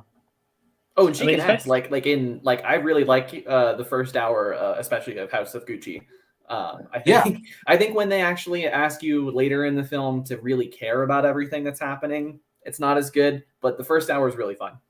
I agree. Yeah. She was definitely the best part of House of Gucci. Yeah, I would say. Mm-hmm. Yeah. As for myself, favorite movie of the year, I've seen quite a few this year, but not as many as maybe some of you guys have. I don't know if it's this year for you guys in America, but it was for us anyway. Mine would probably be A Man Called Otto with Tom Hanks. I think technically that still was this year. I think that was like this January. I remember my parents went to see it, and they told me it was good. Well, I think it came out in 2022, and probably, New York and LA and stuff. But yeah. Oh, sure, yeah. I think tend to count it like when it gets released for me. Like if I can, worst case scenario, maybe if I have to drive an hour to see it. But other than that, it's like has to be near me, sort of thing. I agree. Yeah, I don't think it came out in Kansas until 2023. So yeah. Oh, cool. I mean, we got it in January, I think. Yeah. So that's my favorite. Really, really good movie with Tom Hanks. Nice. Good performance as well. Especially as Tom Hanks has been on a bit of a slope recently. I felt like that one is definitely one of the better ones he's done. Oh, I'll have to check it out. I think it's based on a foreign film, isn't it? Yeah, it is. Yep. Yeah. A Man Called Ove or Ove, something like Ove. that. Yeah, that's the one. Yeah, I've never seen that original one though, but I've heard good things about that one as well. But thank you for the question, No Fox. Really appreciate it, man. He does. Oh, sorry, he does actually have a second part of it. It says, "What movies are you most anticipated for?" Oh, right. Yeah, none of us answered that. No. I don't know if you guys have got any. Feel free to shout them out while I have a quick think. I think Mission Impossible is a big one for all of us, but yeah, Mission Impossible definitely for me. I still need to see a lot of. I've only seen 1 and 4 of the Mission Impossible ones. But yeah, definitely will watch it. I'll probably watch the other ones in prep for that. Another big one for me is Dune Part 2. Really like the first one. Looking forward to. The trailer looks good anyway. Huh? When's that coming out? Is that coming later in the year again? Or early November, I think. I was gonna say Dune came out like way late in the year, if I remember right. Yeah, it was like I think I saw it in October. Yeah, and that was back in I think it came out in the same time in the US as it did in the UK and Ireland, basically. So, yeah. Because if they want to get another Oscar nomination, they usually want to put those out late in the year. Yeah, for sure. So I wonder, yeah. Well, I mean, especially with that first Dune, of like visually, it was pretty awesome. So I can imagine the second one's going to be pretty well received in that regard, at least. Yeah, it was kind of like a Mad Max Fury Road, and then that it won all the technical categories for the Oscars. Yeah. Right. Yeah. Get you. Scott, what about you? I know you're excited for Mission Impossible. Is there any other movies? Yeah, probably Dune 2 as well. I think that would be really good. I'm very looking forward to that quite a lot because I did really like the first one as well. Yeah, I get you, mate. Yeah, I think a lot of people did, to be honest. So I know a lot of people like want to see because they're adapted from books, right? Yeah. So these two movies, part 1 and 2, are both adapted from the first book. And I think Villeneuve has said that he wants to maybe adapt the second book, which is called Dune Messiah, and have that be like a part 3. I personally, based on what I know about that book, I think that's a good idea. But I feel like that's probably as far as at least he's gonna take it. So, right, get you. It depends on us see how many like picture deal he maybe gets as well, and how because I know the first one they need to perform well to even get the second one kind of greenlit. So yeah, I feel like he's the kind of director too that would definitely like to go back to doing. I think Josh has talked about this, how he should go back to doing more like independent projects as well. Like, and he would want to do that because before Dune he was making stuff like Arrival and Enemy and all these kind of very original movies. Prisoners, yeah, exactly. Yep. Yeah. Sicario is another one. Oh, Sicario. Yeah. Love Sicario. Sicario's great. Yeah. Great film. And finally, Pete, what about you? What are you looking forward to for the year? I would say Mission Impossible and Dune 2 as well. And Spider-Verse as well. That looks really good. Yeah. Definitely. Definitely, yeah. Spider-Verse Swales coming out next Friday. I think we get in the UK, so not long to wait. And Awesome. nah, it's going to be probably packed screens. I think for Spider-Verse at least. Yeah, I think that's gonna make a lot of money. I think Mission Impossible is gonna make a lot of money. Right. Little And Mermaid, I'm not 100% sure what's gonna happen with that. Because there might be fans of the original that might go see it still. Who knows? I think probably. I think that's. I mean, if that happened with the Lion King one, I feel like yeah, because Lion King definitely with the made $1 billion. So I mean, who knows? yeah, it made more than the Little original. Mermaid will do all right. Yeah. I think it'll more than break even. People will go and see it because there isn't a lot for families to watch currently at the cinema. I don't think. I don't think so, Pete. So I know that one will be, as you mentioned, like a good one. Plus Disney live action, and it's got a good cast as well. So yeah, I think people. Indiana Jones, I'm not sure about that either. If people are going to go want to go see that or not. It's such a big property that it could still make money just because of the name. I think it'll make money. It'll get its money back and then some. But I don't think the fan reception will be that great. It'll probably just be like really good opening weekend and then a big drop maybe after that. I don't know. Could see that. Yeah. I just thought of another one that's coming out later this year. The sequel to Ghostbusters Afterlife. What? There's a sequel? I forgot about the that. sequel to Ghostbusters Afterlife is coming out later this year. I think October, November time. I had no idea. Yeah, it is. I forgot about that. I think it's called Firehouse. I'm not certain. I think it is, yeah. Think so. Yeah, I wasn't really big on Ghostbusters Afterlife, if I'm being honest. Yeah. Yeah. I'm not the biggest fan of the two originals, but absolutely love this new one. Oh, really? Yeah. I like the new one, Pete, as well. Yeah, I agree. Well, so first I just want to thank the guys who's been on the stream with me now, and Adam, of course, who left a little bit before. So I just want to thank Jackson, Jason, Scott, and Pete for joining me for this first of half Z Talks. Just before they kind of head out, I just want to let you guys know, watching live after the fact, the link to Jackson, Horsetooth Cinema, Jason, Old Millennial, Scott Movie Critic, and PlayTendoGuy is down below in the description box. Pete's got a live stream tomorrow, 7:30 UK time starting, so please go check out Pete's stream. Jason's got one, I believe, 8 o'clock on Thursday UK time, or 7 o'clock UK's time It's starting. 1 p.m. my time. I think that's 7 hours. 6 hours ahead. Or, yeah. So 7 p.m. UK time, and Scott's got one on Friday, 8 o'clock time starting as well. So please go check out those guys and their channels. Cheers, Mike. Appreciate Awesome. that. Thank you so much for having me on again, Mike. It's always a pleasure. Yeah. It's always a joy Definitely. these streams are, Mike. Thanks again. My week's not complete unless I'm on one of these live streams with Exactly, you. man. Same here. I feel like Scott, Pete, Jackson, I've been on quite a bit lately. It's been really I nice. think we were on Adams the other night, weren't we, Jason? Yeah, That was we nice were as on well. Adam. Yeah. Yeah. Great. It's always just a fun time. Nice break, you know, so Yeah. Definitely. But yeah, thank you guys for joining me, and I'm sure I'll get you guys on next week as well. Awesome. Looking forward to Thanks, it. Mike. Yeah. Definitely. Damn it, guys. Thanks for Have a joining good one. us. See you, Mike. See ya. guys. See ya. Bye. We got Bye. And then, hey, we've got Rob, Ryan, and Norin. Hey, guys. Yo, what's up? Yo, Hey, how's it going? how you all doing? Pretty good. Solid, man. Very solid. It's a good day for me. My Nuggets won yesterday, so it's groundbreaking, history-making stuff. Well, I didn't expect them to sweep the Lakers, but wow, good for you guys. Damn. Oh yeah, I'm really excited, man. It's gonna be. I'm saving the tears for when we win the finals. Yeah, I'm a Heat fan. What's up, fellas? Be talking. What's up, Rashad? Hey, can't call the Hey, same shit. Rashad, what's up? What's going on? Just heads up, man. I got Spectrum internet, so if I start freezing or glitching out, I apologize in advance. Yeah. Word. All good. All good. Well, firstly, thank you to you guys joining. So just to let everyone know, the link to Rob, Ryan, Norin, and Rashad's channels is down below in the description box. So please go over and subscribe to each one and every one of those guys' channels. And I believe we might be also getting Siike on as well if he's due to come on as well. But yeah, thanks for joining, fellas. And yeah, Norin's on a basketball high at the moment, right? Yeah, definitely. You It was a very emotional night. Yeah, You must, huh? he's a Denver fan. Yeah. Yeah. Yeah, I'm very happy Nikola Jokic ended up dominating and showing LeBron James what's up. Yeah. Well, Man. I kind of feel for LeBron though, man, because he has a lot of haters out there. I never understood the hate that LeBron gets, but you know, It is what it is, man.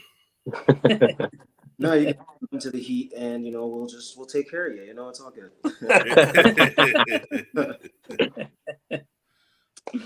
Oh man, it'll be interesting. I saw the highlights actually of the Nuggets and that match actually with the LeBron. Yeah, I saw that one. I don't know much about basketball, guys, but I saw that highlight. I enjoyed it. Yeah. But we've got a question we've got a lot of questions to catch up on, but one of them to start us all off. Tractions asking, looking forward to the Little Mermaid remake. Yes, actually, very much so. I'm seeing it this Thursday, and I'm actually quite excited about it for sure. Yeah, I'm gonna go see it with my mom and my stepdad and my wife. So whenever I can get them to go with me, it's nice. Just because I usually go alone half the time. Yeah, I mean, I know you're right. Like I usually go with myself as well, so I know what you mean. Yeah, most of like my family and stuff and my wife, like they don't really like to go to the movies that often. It's got to be like the movie that they want to see. They won't just go see something random. Right. I mean, that would be a cool experience. So get to go with them as well. That would be pretty awesome, man. For sure. Rashad, are you going to check it out? Against my will, yes, I have to go Friday. I have to take my daughter, my son, and my children's mother wants to go also. So it's a little family affair, but yeah, I have to go. I'm not looking forward to it, but I expect some snoring. Right. Probably if my son's with me, nah, because if he sees me snoring, he won't let me go to sleep. I get you. And Norin, what about you? I don't know if I'll get a chance to check it out that first week, but probably my wife and me might make it like a kids event thing and take my niece and nephew and my youngest. Sweet, man. Yeah, that sounds awesome. It sounds like we're all going with like a families and friends and stuff, so that's pretty cool. I think I'm going with Emma on Friday, so yeah, I'm intrigued. I've never seen the original, so to me this is like my first. Oh man, Mike. Yo,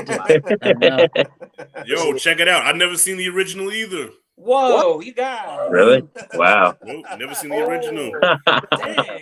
Listen, you gotta think. I was 10 years old when that movie came out. Okay, so at this point, I'm like into macho shit. I'm watching Van Damme and stuff like that. So Little Mermaid, I had to turn in my man card if I watched that shit, man. So I was a sheltered kid, so I couldn't really listen to anything except for Kids Bop and watch. So all I could watch was like Disney stuff and like kids stuff. So. But wow, damn, bro, like that's crazy. Yeah, I was watching some hardcore shit back then, so it was all about the Elm Streets and the Van Dams and the Terminators and stuff like that. I'm like, Little Mermaid, fuck out of here. So never watched the OG. I get you. Well, it's gonna be interesting. But just before we carry on, we've got our final guest joining us, and it's been a guy I've been wanting to try out on Z Talks for a good while, and that is Siike. Hey, Hey, everybody. Oh man. What's good? How's it going, guys? Pretty good. Hey, how are you? Thanks for having me. Yeah, sorry I'm late. I really am. I'm sorry about that. Hey, I have Spectrum internet too, so yeah. So you feel my pain. Yeah, exactly. It's all good. Well, Siike, thanks so much for joining, man. I've been trying to get you on the channel for so long now, dude. It's been crazy. I play hard to get. Yeah, sorry about that. Right. Well, just to let everyone know, the link to Siike's channel is down below in the description box, so please go over and subscribe. Such a great guy, who I actually met through Anthony Perez. Met most of you guys through Anthony Perez, actually. So massive shout out to Perez if he's watching as well. Perez, the RZA. I call him the RZA. He brought everybody together like the Wu-Tang Clan, man. So shout out to Perez. Right. He's like our Nick Fury. Yeah. Right. He's an awesome guy. I don't know if he's watching, but hey, shout out to Perez. He's getting ready for work right now. He's just chilling, getting ready. So I'm sure he'll probably tune in a little bit. Oh, okay. I get you. Right. Okay, he's just making excuses by the sound of it, Rob. But Hey, man, I'm just here to help the boy out. You know what I'm saying? I know. What she's just stood there in the background, being like, "Rob, whisper this, will you?" Yeah, for real. Right? No, he's not here. Yeah. Well, tell him Rise of Skywalker still sucks. Oh, I'm not getting in the middle of that. All right, I'm all about it. So, handle it. Oh god. Don't start on Star Wars with Perez. Okay. Just don't go there. All right. Well, we've got quite a few questions. We've got one I talked about a little bit earlier with you guys. So, Traction was saying we saw Fast X at the weekend. So dumb, but so fun. Sorry, that it was. You guys heard that? It was Anthony came out and he said, "Tell Rashad to shut his damn mouth." This is so random. Anyway, continue. I love you too, brother. Hey, you Rob, love him for that Harry Potter. Rob, if puzzle Perez thing is that you're doing. Oh, yeah, he got mad at me for that one. I was like, oh shit. I said, I don't piss Perez off with that shit. hey, Robert Perez is there. Tell him to jump on camera quick and say hello. No excuse. Hey, Ant, just come on camera real quick and say what's up.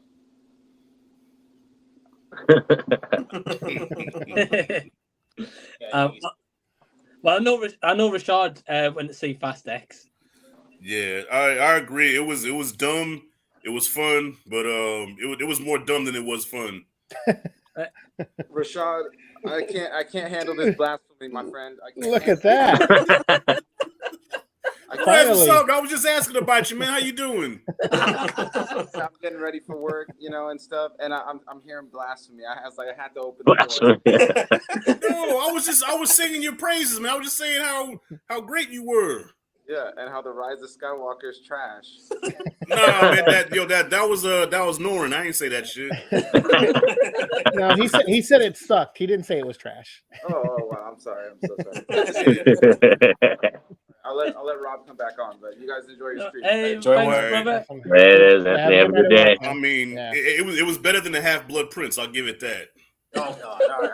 Oh no, man! He's listening out to Harry Potter. It was better than donating blood. That was about it. Yeah, that part. and even after that movie, Rashad still doesn't know who the Half-Blood Prince is. Nah, I slept through it, bro. Sorry. It's all good. We can forgive you. Yeah. Right. Oh man. It's Loki. Yeah, right. Loki's. I've never seen Harry Potter, so Loki's the Half-Blood Prince. Loki. Yeah, bro. Those movies are hard to get through, man. For me, I'm struggling. Yeah. I'm struggling. I got taken to a date in LA for one of them. I can't remember. I think it was the last one, part one. And on the date, I fell asleep in that movie. Yeah. So I'm not the only one. That was our first and last date. Oh. Yeah.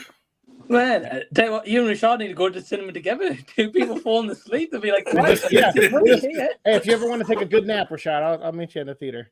Definitely, especially a Harry Potter joint. Yeah, exactly. I get some of the best sleep ever watching those movies. Golly. Sorry, Rob. I'm sorry, bro. It's okay. Mine's not really a diss towards the movie. I was working like multiple shifts in a row, so it wasn't really the movie's fault. To be fair to the movie, yeah. No, Rashad's just flat out. No, the movie sucks. Yeah. I mean, I was on caffeine and everything, bro, doing this shit, and I couldn't keep my eyes open. Yeah, right. I couldn't keep my eyes open. Rashad was literally Clockwork Orange with the eyes and still exactly, and still sleeping. How the hell I sleep with my eyes open?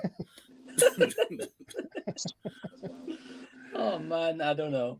I don't want to upset Rob. I don't want to upset Rob. He looks like he's a nice guy. I've subscribed to actually all of you guys because of this channel and all the links that Mike showed. So I don't want to upset. You look upset. I'm sorry, man. I didn't mean to pile on the Harry Potter. No, I'm not upset at all. It's not that easy to upset me. Trust me. Oh, fair enough. You look more disappointed than me. You look more disappointed than me. Like, dude, what are you doing? No, dude, I just got off work. It's on the stream, and I'm in the den right now. Okay, cool. It's all good. Menageul is saying, how is it that all Infinity Saga movies from the MCU looks better what's coming out now? Wow, the production value is much better than before than it is now. Oof. Damn. Well, because now it's like an assembly line. They're just pumping them out and not really putting much effort into them. It's like, okay, we have to have this out by this date, instead of, okay, we need to put out the best product we can. It's more of, okay, how can we hurry to get this out before this one comes out? Right. Well, they figure because of the name alone, they just slap a Marvel logo on it. They'll go see it. Mm-hmm. Yeah. So. But I also, to me, that feels like a blanket statement because, like, I thought Moon Knight looked really good for like compared to the other Phase 4 stuff. And even though I didn't like Eternals, I thought it was shot decently, even though I didn't like the movie overall. So I don't know. For me, it's not that blanket, but I get what they're saying. Definitely, there was a higher quality in visual effects, I guess, back then for sure. I'd have to agree with the whole like not the whole blanket statement, but there's some stuff that is really phenomenal that we've got. Yeah. You know? And then there's stuff that is just I cannot believe is related to Marvel. You know, it doesn't make sense. And I think Rashad, you said it right, and all of us I think can agree is, you know, you just slap Marvel on something, and even if it's not that great, you know, they'll watch it because we will check it out. You know, we will check it out. But, you know, sometimes less is more. And in this case, less is definitely more. You know, there's nothing that beats that Phase 1, Phase 2 for me personally.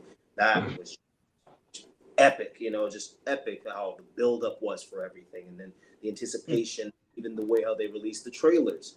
You know, it was just a different way of writing and assembling everything. So I can kind of agree with that statement about that. You know, back then we did have a little bit better overall content than we do now. Mm-hmm. Right, and I think especially as it's come out in like news articles and stuff that you know, like CG artists are rushed more nowadays and got more workloads and time pressures on them compared to what they had back in like the earlier movies and projects. So yeah, I think it's a lot goes into it. And you know, like I think we said earlier in the stream that Guardians 3 looks better than Ant-Man 3, you know, so it's That's true.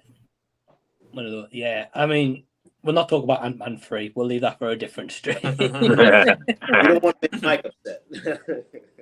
Man, I hated that movie. So did I. I wanted to like it, but yeah, I couldn't get away with it though. We got my brother Joe who says, "Evening, gents. Hope everyone's doing well." So hey, Joe. Hey, Joe. Hope you're doing well. We've got the. Sorry, my voice is going there. Yeah. Right, there you go. I'm better. I'm having a Ric Flair moment, like a little Ric Flair moment. You know? Pretty much, man. Pretty much. We've got the legendary D Movie Man in the house. So hey, D. What's up, D? He says, "Hey all. Do you prefer watching movies that opening weekend, or you okay letting some few days or a week go by and waiting to see them?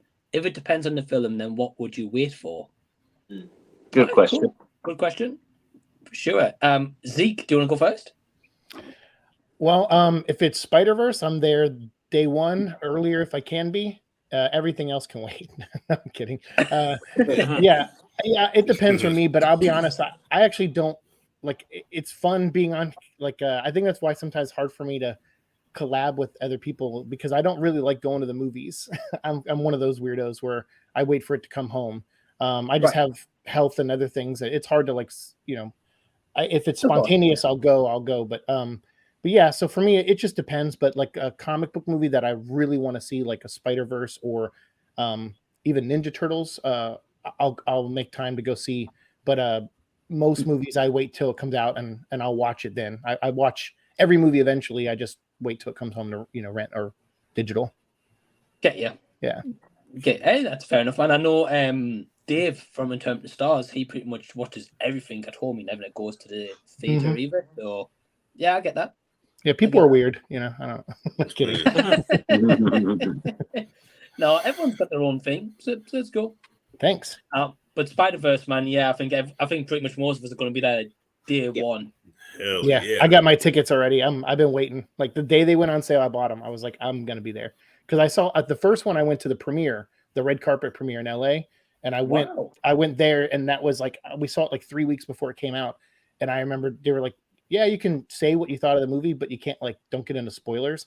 And it was the hardest thing biting my tongue, you know, that whole time because I was like, you all need to see this. Like this is one of the best Spider-Man movies, and that was pretty much all I could say. And I wish it did better in the theater, but I'm glad we're getting sequels. And now that I know more about, like, because I do the Venom vlog, I know more about stuff behind the scenes. It's I can't wait for some of the stuff they're going to be doing with these movies. So it's going to be cool. Yeah, man. And I just want to implore everyone who's watching live after the fact as well, with Zeke's channel, he's done over 780 episodes on Venom. So if this guy knows anything about Marvel comics, that character, this is the guy you want to check out that content. Hell yeah. So yeah, man. Yeah, I'm your Venom guy. That's for sure. Damn. It's incredible, and Zeke, huge feat. Oh, thanks, man. Yeah, we're coming up to episode 800 soon, so I'm excited. And thanks for the question, D Movie Man. Thank you. I want to hear what everyone else says. I want to hear everyone else's answers. Right. Well, we'll throw it over to Norin next. Well, for me, it definitely depends on the movie. Like kind of how D Movie Man said, if it's I'm a horror fan at heart, so mainly if it's Friday the 13th or it's Halloween or something like that, Evil Dead Rise, I'm usually there first weekend. But if it's like, I've kind of have that comic book fatigue, so superhero movies, I'll usually wait now. I can wait, and that doesn't bother me as much. Or even like Disney movies, I'll go like the second week or the third week, and I'm cool with that. You know, spoilers don't really bother me that much. But if it's horror, I got to be there usually the first weekend. Right. Right. And I know horror is your big thing, so I can get that. Yeah. Ryan?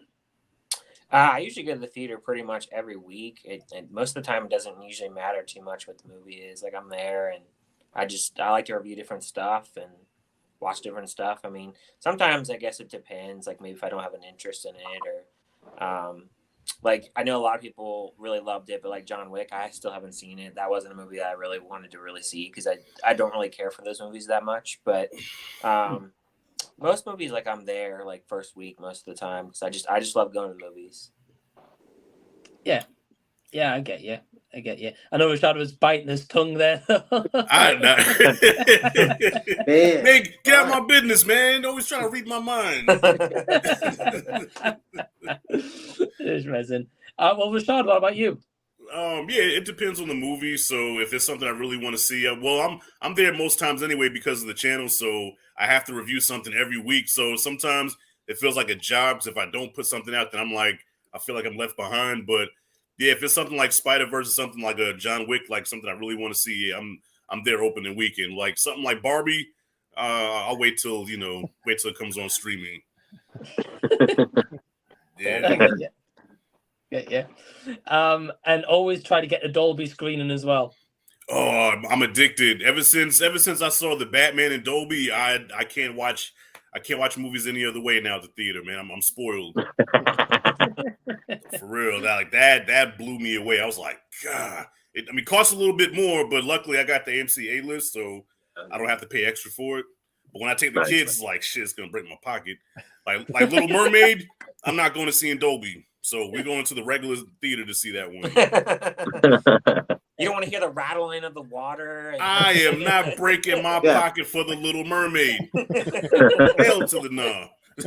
It'd be worth it. Man, it's awesome. What? You say it'd be worth it? I'm kidding. I'm kidding. Never mind. I can't wait to see Rashad's review on Thursday or Friday. Little Mermaid is his favorite movie of the year. Oh, I'll have the kids with me too, so you're gonna hear their commentary as well. There you go. Yeah. I'm looking forward to it. And Rob, what about you? Because I know you and Perez usually tend to try and go to the first showings, right? Yeah. So typically, just because we just love going to the movies in general, we'll go every week, pretty much. We have A-list, but if it's I typically would love to if it's anything regarding DC, Marvel, Star Wars, something with sci-fi, fantasy, or anything of the sort, or anime related. If it happens to come out, I've got to make sure I'm definitely watching that opening weekend. There's no way, because I always get these spoilers with my TV shows. Like I've been spoiled with The Flash, with Superman and Lois, Gotham Knights, One Piece.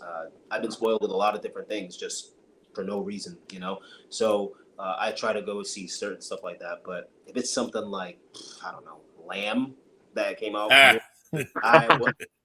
Trust me, I can wait to see that on stream. Yeah. Oh God. Shout out to A24, man. I like A24's productions. I do. I like their style. It's just that one just. Yeah. Never again. Well, Right. the marketing for that movie was misleading because the marketing was like, yes, this is the new horror masterpiece of the year. You must see Lamb. There was nothing horrific about it. I mean, it was uncomfortable looking at the hybrid thing, but it was nothing scary about that movie. True. Yeah, there was nothing scary. It was cool seeing a little cameo by Ace there as well. Yeah, he was coming over, and I was like, "Oh, what, dude? What?" Sorry about that. It's all good. But yeah, a bit like you guys, yeah, I'll kind of go like opening weekend if it's like a movie I really want to see. If it's superhero related, I think you all have to kind of go opening weekend, otherwise you get spoilers galore everywhere you look. But besides that, yeah, I'm okay letting some stuff kind of wait a little bit, yeah. But thank you for the question, No D. Appreciate it, man. A good question. I got Sin's Corner in the chat. So hey, Sin. She says, "Hey, Sin. Yeah, I bought my ticket for Spider-Verse soon as they went on sale, though I'm not quite as pumped for it as everyone else seems to be." Oh, Must have seen the first one. Yeah, say if you saw the first one, then yes. Yeah. I know some people, I think like Sin, like I know some other people that like really like the first one, but like, you know, on like rushing to kind of go out to see the new one immediately, you know? Like still check it out, but not rushing to, so to say. So I can get that. It just depends if it's your thing as well, you know. So yeah, I get that. Yeah, not everybody comic book stuff. Exploitation. Lamb is Rashad's favorite movie. He asked me not to tell everyone, but here we are. Man, that movie was an abomination. Yeah, bro. That's the best way I could describe it. Abomination. I remember you really enjoying that one, though, Rashad. Shit. I'm trying to think, did I fall asleep on that one? I don't know if I fell asleep, but it was really disturbing. Mm-hmm. Yeah, that lamb half baby thing going on. I'm like, okay, where are they going with this movie? And where they went was the payoff wasn't like, okay, I waited for this. Yeah. So a half lamb man went in there, was smashing the lambs, create these babies, and then dips out and comes back when the baby's old enough just to take it and run away and kill the surrogate parents. Like, what the hell was that? Yeah. Yeah, I think that's like we've gone into this time now where we have movies recently where they want to try to do this nihilistic tone that was kind of done in the early 2000s with a lot of horror films and stuff. And now it's just like they do them, but they leave you there with all the questions and no answers, and you're just kind of like, "What the?"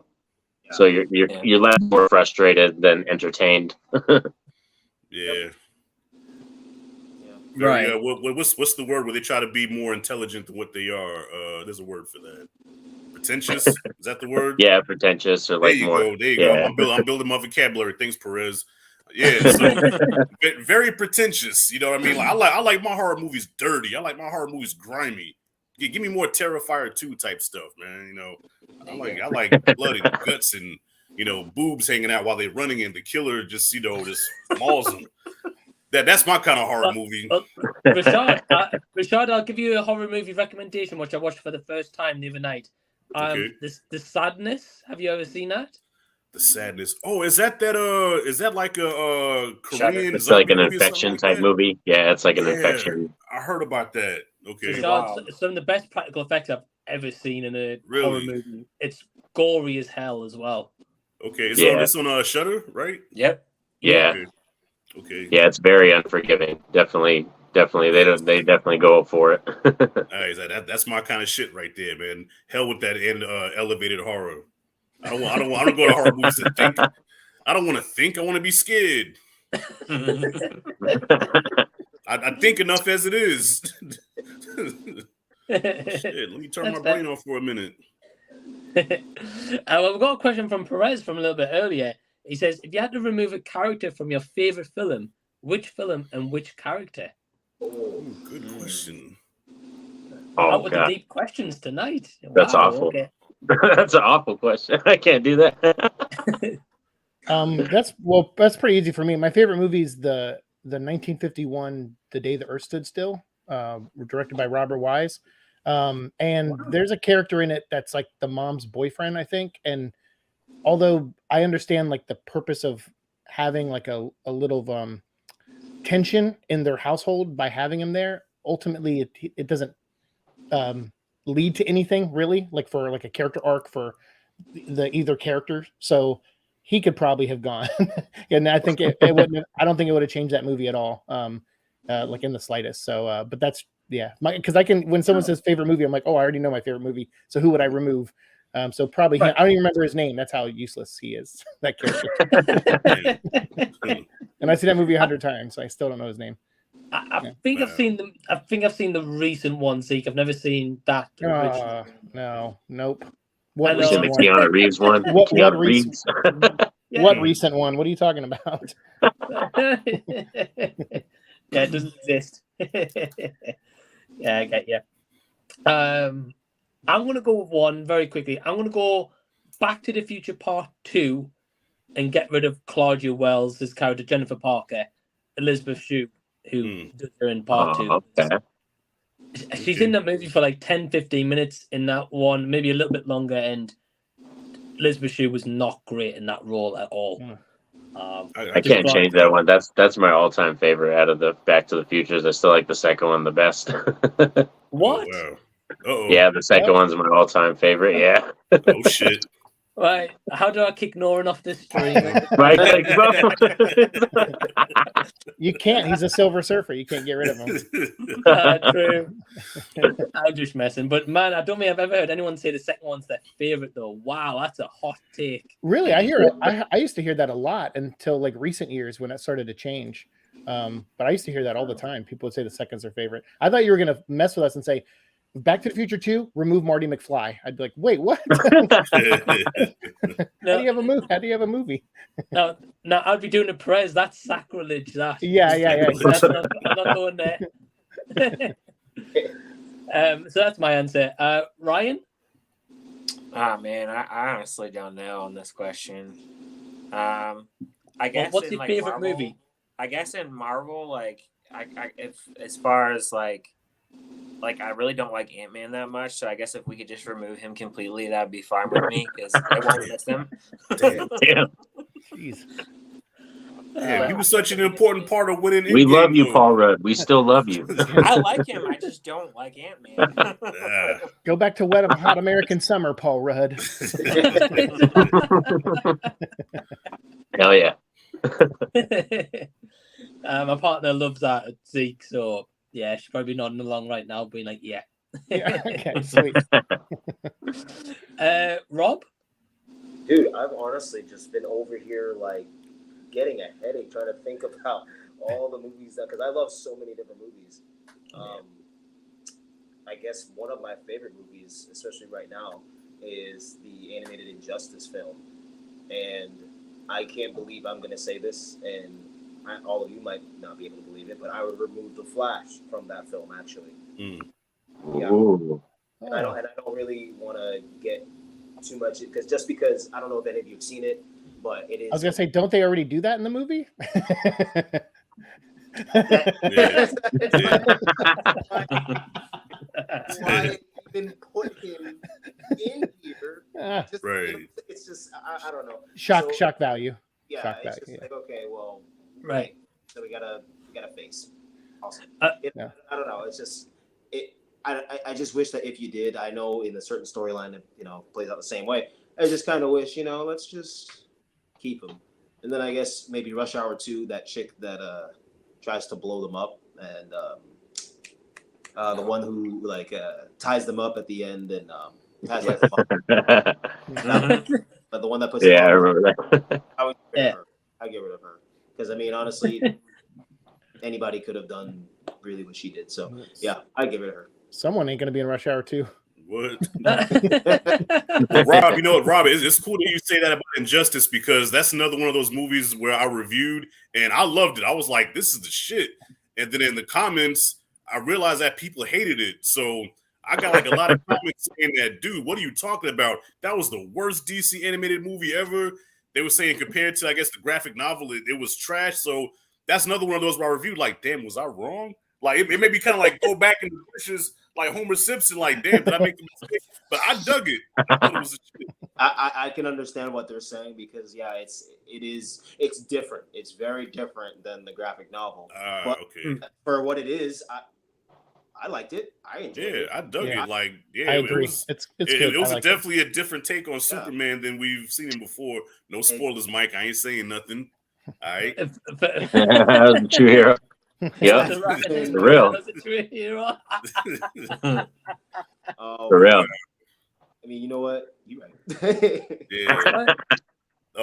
So yeah. Oh man. All right. My favorite movie is Rocky 3, of course, as you may know. I love every character in that movie, but if you put a gun to my head and say, Rashad, one of them got to go, I have to say Paulie. Because out of everybody in the movie, you know, Adrian, Apollo, everybody played a part in Rocky coming back and, you know, and making this big comeback. Paulie was always the negative one. You know, he would make comments like, yeah, you can't train him like a colored fighter. He ain't got no rhythm. You know, I don't like these people. You know, maybe they don't like you either, Paulie. What'd I do to them? And they call me Punchy. You know, so if anybody, yeah, Paulie would have to go. But I love Paulie. Yeah. But if I had to make a choice, Paulie would go. Right. Yeah, I would agree with you, Rashad, on that one, though. To be honest, yeah. Especially with that robot in number 4, man. Like, the robot, come on, you need the robot, man. As cheesy as it is, it fits the tone of the movie. Yeah, if it's that whole Empire Strikes Back kind of Star Wars era kind of thing. Right. That's why I like the director's cut, because they took the robot out. Oh man, no. and Norin, what about you? Oh, well, my favorite movie is, everybody knows so far, or if you don't, Blade Runner 2049 is my favorite movie of all time. Sweet. Definitely the greatest sequel that's ever touched this planet Earth. But if I had to remove a character, I don't even think he has a character name in this film, but it's the guy from Walking Dead. He plays a character in this film, and he plays the guy who runs like the child kind of orphanage place that Ryan Gosling visits when he's doing the investigation. And I guess, to be honest, you probably could have removed that character and just had him go on the investigation by memory and just kind of walk the orphanage of what he remembered. But they had that character there. But that's kind of scapegoating, just because I don't even think he has a name on the cast list or anything like that. Okay. I get you. I haven't seen Blade Runner 2049. I've seen the first one, though. You have to see it, yeah. They're both really great. I love both of them. And I was one of those people that when the 2049 came out, I was like, there's no way that it could be better than that first film. And then when I saw that in theaters, it just completely blew me away. Yeah, I haven't seen that either. Yeah, same director, too, right? Ridley Scott, he directed both of them? No, Denis Villeneuve did Blade Runner 2049, the same guy who did Dune. He did Blade Runner 2049. Yeah, I can never pronounce his name, but I know you're talking about. Right. Yeah. I get you. Yeah, I think a lot of people are also like that, a bit known for Top Gun Maverick, you know, thinking, it's not going to be as good as Top Gun, you know, and it's far better. Yeah, it was so good. Away, man. And man, Mike, you know how I am about 80s movies, man. I'm like real biased. You can never top the OG. Now, that's one of the rare cases where I'm like, I think that was better than the first Top Gun. Yeah. Oh, in every sense of the aspect, Rashad, that was far better than the original. Way superior. I agree. Right. We've got Cinematic Tendency in the house. Hey, Garrett. He says, all right. Paulie is great, but in Rocky 5, he messed up big time. I want to sock that dude, man. Like Rocky 5, like I know Sly wrote it like that, but I'm like, Paulie, damn. You know, it's like, how did Rocky keep him around all these years? You know what I mean? Paulie's always been a fuck up. He sponged off Rocky. That's what he basically did. That's what. Right. But I like Rocky's like the one guy who never gave up on Paulie. I think that's why it's so important, like that friendship, you know, because I really like how it pays off in Rocky Balboa, right. where he's also screwing up. He gets fired from his job, and you know he becomes a drunk mess, and still Rocky's like, dude, just come work at the restaurant. Like he's still looking out for him. Rocky's like the most loyal friend in that regard. That's what I'm saying. I think we all need a friend like that, man. Like at our lowest, like that one friend would be like, all right, man, I know you fucked up, but come on, you know, even when they're an asshole, like because Paulie was an asshole to him a lot of times. Yeah. You know. Like at Rocky 3, he got so mad he threw a damn liquor bottle at the pinball machine and broke it. You know, because he was jealous that Rocky was rich. But that's it. Rocky knows how to take a punch, even emotional ones from people he loves. So right. Yeah. I love that franchise. Yeah. Ryan, you recently bought Rocky, right? I did. I haven't watched any of them yet. I haven't watched any of them yet, but I bought it. Nice. You haven't seen them at all? No. Oh wow. Yeah, it'll be the first time for Ryan. It's gonna be an awesome journey. That is awesome. Good. You're in for a good treat ahead, man. Yeah. Right. Yeah, if it's an old 80s movie, I probably haven't seen it. Okay. Like you just did the Indiana Jones films, right? Weren't you just watching those? I watched the first 3. I haven't watched the 4th one yet. That's why you only need to watch 3. Don't it? Yeah. 3. There's only 3. There's only 3. If you can get a hold of any of the Young Indiana Jones TV show, that stuff's amazing. I don't know if anyone here has never seen it. It's awesome. It's so awesome. Yeah, but there are only 3 movies. Yeah, 3. he's right. He's right. So I have all the steel books. I bought them all when they came out, and I was like, see, for me, it's easier for me to just buy stuff because adding a list of streaming with all the streaming services that I used to have, I got rid of a lot of my streaming services because I just don't have the time to sit there and go through all those. So if I can just buy it and watch it when I want to watch it and make time for it, I'd rather do that. So I went ahead and just bought them all. So I watched the first 3, and I really liked the first 2. I think Temple of Doom is my favorite. Okay. And then the third one, I didn't like as much as the first 2, but I still liked it. But I would say if I'm going ranking, that would be my least favorite so far. Yeah. I agree. Yeah, the third one's probably the funniest. Like, I think I laughed more in the third one. But yeah, I agree with that one. I think Temple of Doom, Raiders, and then Last Crusade. I actually am really surprised that those movies, they have a lot of dark parts in it. I was not expecting that. So, and I actually found out that because of that, because of those movies, why we got the was it PG-13? PG-13, yeah. Yeah, I didn't even know that. I'm like, oh wow. That's great. Especially after Temple of Doom. Yeah, Temple of Doom is when they said, okay, we need to put another rating here because this really ain't for kids. Yeah, when faces start melting off in PG movies, you gotta Yeah, a bit like you, Ryan. I've seen the first 3. I haven't seen the 4th one yet, though. Yeah, exactly. Well, what 4th one? Perez is saying Young Indy is on Disney Plus. Yeah. Kingdom of the Crystal Skull is the worst, but not a terrible movie in my opinion. Weakest of the bunch by a mile, though. Here you go. Yes, it is terrible. It is terrible. It is terrible. Like I say, without going into spoilers, what makes that movie so weak? Is it like the plot, or is it the characters suck, or is it nothing like all of the above? Yes. Yes to everything you just said, and more, and the things you didn't say. Like, what are we doing here? Like, to be honest, I think there's also like elements that they tried to add to that 4th film that make it kind of different from the previous 3. Even though I don't really like any of them. Like, I'm one of those people. You could erase Indiana Jones from this earth, and it wouldn't bother me at all. Wow. So that 4th film, though, it tries to add things that the first 3 didn't have, and it just completely makes it something that you don't want it to be. And it's like, what, really? Like, we didn't need that. It was already its own thing. So, but I'm a Mummy fan. Like, I'll take Brendan Fraser's Mummy over Indiana Jones any day of the week. That's me.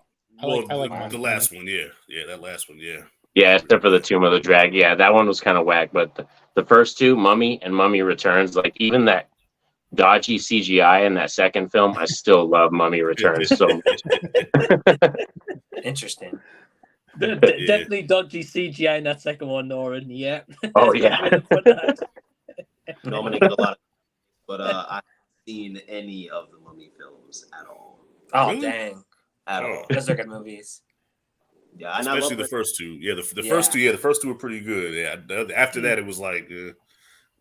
I love Brendan Fraser. I don't know why I never got around to it. Oh, Rob, I think you'll have a blast with them. I haven't seen the third one, but the first 2 are awesome. Yeah, I'm looking forward to it because I'm like I said, I love them. So I'm curious to see young Brendan Fraser like that too. So that'd be cool. There was a lot of hype. There was actually a lot of hype for that second one because at the time, The Rock was like the biggest thing in wrestling. So if you was a wrestling fan, you rushed to the theater to go see that second one. But man, that CGI that they did to him, like even for its time, we were in the theater laughing. Like we waited to see The Rock look like that. It was bad. Yeah. Well, coming soon to Rob's letterbox account is Mummy Returns. Like so the CGI is caca. Yeah. I think so. Cinematic says, Rashad, you call him just like Snoop Dogg did. Oh my God. That's why I never I know I could never say his name, but I know his name, but I don't bother saying it because I'm gonna sound stupid. So I just say it. That's fair. Perez is saying, which series would you erase, Rocky or Rambo? Rambo. Man, go to hell. Why would you ask a question like that? I'd probably go Rambo for me. I'm going to go Rambo as well. Yeah. Yeah, I think there's more solid Rocky movies than there is Rambo ones. Well, and it's easy for me just because I love Rocky so much. It's like Rambo's great. It's not Rocky to me. I've watched Rocky, so like I have like another connection with the Rocky film. So there you go. Yeah, so that question backfires. Like, I know why he asked that question because The Rock is my favorite franchise. And he wanted a couple of people to say Rambo so he can get my pressure up. I'm on to your ass, man. Hey man, you never know. He could have just been genuinely asking, just because he's still mad about my Half-Blood Prince take. So these days, Perez is just living the fuck with me. Okay, bro, you know in the movie. Yeah, he didn't even watch the movie, Rashad. That's why. He said to his kids, "Fuck this shit. We're gonna do puzzles." Hey, at least I tried, man. But I'm determined. The last two, I'm focused. I'm gonna really honestly pay for attention. the last two, you will be focused because the last two are really good, man. They are good. Yeah, and then I mean, we are talking about Rashad here, though, guys. Remember? Yeah, even so. Yeah, I don't know. That first one might put you to sleep. That first, or no? Yeah, the first one. I'm determined. I'm gonna do it, man. I only got 2 movies left. I made it this far. I'm gonna do it. At this point, it'd be like, I don't even know who the Deathly Hallows is after this movie. Listen, if you sit me down right now and give me like a Harry Potter like test or a quiz, I'd fail it because I have like almost no idea what's going on in this series whatsoever. I couldn't even tell you. Damn, man, that's crazy. Do you at least know what house Harry Potter's in? No. Oh damn! I don't know anything. Listen, I know the house with the pictures where the people's moving in the pictures. I know those little blue people. Did they have that thing where they're on the broomsticks playing football? Quidditch, yeah, the Quidditch. Yeah, that's it. That's like all I know. And the one girl, I guess she's crushing on the redheaded boy, but doesn't want to tell him or something. I don't know. Damn. My brother. What is wow. I'd fail it. Yo, if you say, Rashad, take this Harry Potter test, I'm like, just give me an F because I'm going to fail that shit. Okay, let me ask one more question to see if you know this. Do you at least know that the people that don't know how to do magic, what are they called? Do you know that? Like if they don't do magic at all, like Harry's step parents or whatever. Like what are they? Human. There's like a slang term for them. A slang term for it. You don't know that? Wow. It starts with an M. I'll give you a hint. It starts with an M. It's the M. It's the M word. What is it? The M word. It's the M word. Well, what is it? What's the word? Muggles. Muggles. See, oh man. Rashad, killing me. Oh, hi. Oh, so yeah, this is my son. This is my son Maverick. He wants to say hi. That's a cool name. Yeah. Hey, Maverick, hope you're well. Yeah, he's gonna be starting school this year, so he's Cool. 5 right now. Nice. all right. So if you have another son, you have to name him Goose. Yeah. Goose, yeah. Like, why was everybody yelling about Potter earlier, Dad? Well, we'll talk about that later. What happened? His son is... What was it? I've got a question. Zeke, did you say before that you haven't seen Harry Potter? Yeah. Right. So, Rashad, Oh. how would you describe Harry Potter to Zeke without spoilers? Well, here's the thing: is I worked at Lego for 5 years, so I know about Harry Potter. Like I know a lot about Harry Potter. Nice. I just haven't sat and watched all the movies. Is all. So you probably know more than me. All I can tell you is, yeah, like I knew it was Muggle, and I knew Gryffindor was the house that Harry Potter is part of. So, like, I know that stuff just from the product. I had to do product knowledge testing at Lego. So, yeah. I mean, and the one bad guy, he's like the Darth Vader of the series. He looks like Squidward. Yeah. He grabs his sword, his lightsaber. Yeah. Oh. I don't know how you say his name, but he kind of reminds me of your boy from Infinity War, Thanos' child. What's his name? Oh yeah, what's his name? Ebony Maw. Ebony Maw. Yeah. Ebony, yeah. Oh yeah. It reminds me of him. Yeah. But okay, well, Rashad, we'll just pretend Zeke knows nothing about Harry Potter. How would you describe Harry Potter to Zeke? Harry Potter is supposed to be the chosen one, and he has a destiny to become the big wizard. And he goes through these trials and tribulations to make that prophecy come to pass. That's all I can tell you. Awesome. Well, it sounds awesome. Yeah, so he's like a wizardly Luke Skywalker. It sounds nothing like Star Wars and X-Men at all. Exactly. Exactly. Or Warriors of Virtue. Somebody had the nerve to say that. Somebody had the nerve to say that Harry Potter was better than Star Wars. They're like, dude, the Harry Potter movies are way better than Star Wars. I'm like, what the hell? Okay, well, a different genre. Are there more good ones than Star Wars movies? Not to me. No. Okay, fair enough. Not to me. The movies are great. I love them. But okay. I'm sorry, it's like comparing a pineapple and a cherry. Like the pineapple's gonna win every time. Like no. Like, yeah. I know that was a terrible comparison. Terrible. Yeah. Pineapple pie I don't like, but cherry pie I do like. Never mind. So I'm like a Dean Winchester. If you mention a fruit, I'm like, oh, what kind of pie is that? You know. Sorry. True. Well, Rashad, I think Perez will probably forgive you now that you said Star Wars is better. Oh, way better. Way better. Yeah, no compare. Even Rise of Skywalker, as much as I despise Rise of Skywalker, man, I'll watch that over Harry Potter any day, twice on Sunday. Oh, damn. Jeez. Big wizard, what are you talking about? No, I mean, he's supposed to be like the one to bring balance to the wizard force, you know? And I'm going to shut up. Okay, I'm done. The wizard force. He's supposed to bring balance, right?